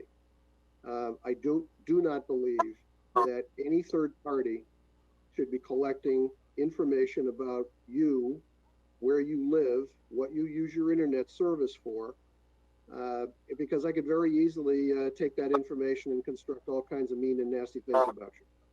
So I'm just giving you this as a heads up. There's nothing to get all upset about right now, but just know in the next several weeks it's probably coming down the path. What I've asked them to do is to get an FCC lawyer, somebody who has been dealing with this issue, to give advice of counsel. And that's been hard to get, but that's kind of where I am right now. So I'll park it there. Thank you. Yeah, thanks, Paul. Anything else on our other business? We'll go into committee reports. I'll start tonight just to set the tone for how quick we can do it. I had a planning board meeting last night. I had a task force meeting Thursday before. So that's it for me. Next, Linda. I'll go quickly. I had 2 social distancing task force meetings, 1 beach task force meeting, 1 day camp and program meeting, special events. Last night, Wolfeboro meeting. I went to the Chamber Executive Board meeting, the EDC meeting, and a milfoil meeting. Thank you. Paul? EOC meeting, cable franchise agreement meeting, 4th of July parade decision meeting. Dave Senecal? Yeah, too many. Too many. Okay. Dave Bowers. I think he left, Brad. Too late. Okay, town manager's report. Mr. Chairman, a lot of meetings, working on getting the 2021 budget process started. CIP process with Matt started. Just real busy. Thank you. Alyssa, questions from the press? Okay, I have to unglue my fingers from the keys after more than 3.5 hours of constant typing. I'm very impressed with all the plans that you have. I'm really just amazed because I have had concerns driving around town, and I've seen all these trouble spots. I think all your plans are very respectful of the businesses, and they're also respectful of the community, and you're striking a really nice balance. I hope it'll work. I just did have a question on the hearing. When you continue the hearing, you will not be discussing Brewster Beach and Albee Beach again, right? You approve those things. We did approve those, but if we do, we'll address it like we did with the Samuel Avery House this evening. If we do any changes, we would rescind the vote that we did tonight and vote on it again. Otherwise, we'll keep that intact and vote on the rest, starting at the Cary Beach, then going down through the list through the parking and the other changes that were in that ordinance. So if we do, it would be. Okay, so people would be coming primarily to get a handle on the Cary Beach, the final wording, and hopefully you'll be able to get that whole chunk done. Okay. Yes. All right, everyone. Thank you. Thank you, Alyssa. Public input. Hello, Brad. This is Suzanne, you still with us? I'm hanging in there. Sorry, Paul. I would just like to comment that I think you're doing a wonderful job with the task force. It was so enlightening and educational to hear all that you were saying. I have talked to my friends around different lakes. I will not name them, and they are pretty much ill-informed as to what's going on. So you guys have been doing a great job. I only have 2 comments on the beach issue, and it would be regarding Albee, and it would be relevant to the virus. The first is, has consideration been given about what you would do with the showers? The second question is, you have information from an engineer or whatever he was that I gave you at the deliberative session, and he suggested that the pathways be marked. And so if we reopen the beaches, could we consider putting down some bark or bark mulch or something like that to designate the pathways for people to walk and stay on? And that would also help the environment of the beachfront. Sorry, Paul. Thank you. Okay, thank you, Suzanne. Anybody else for public input this evening? Yeah. I'll make a motion to adjourn.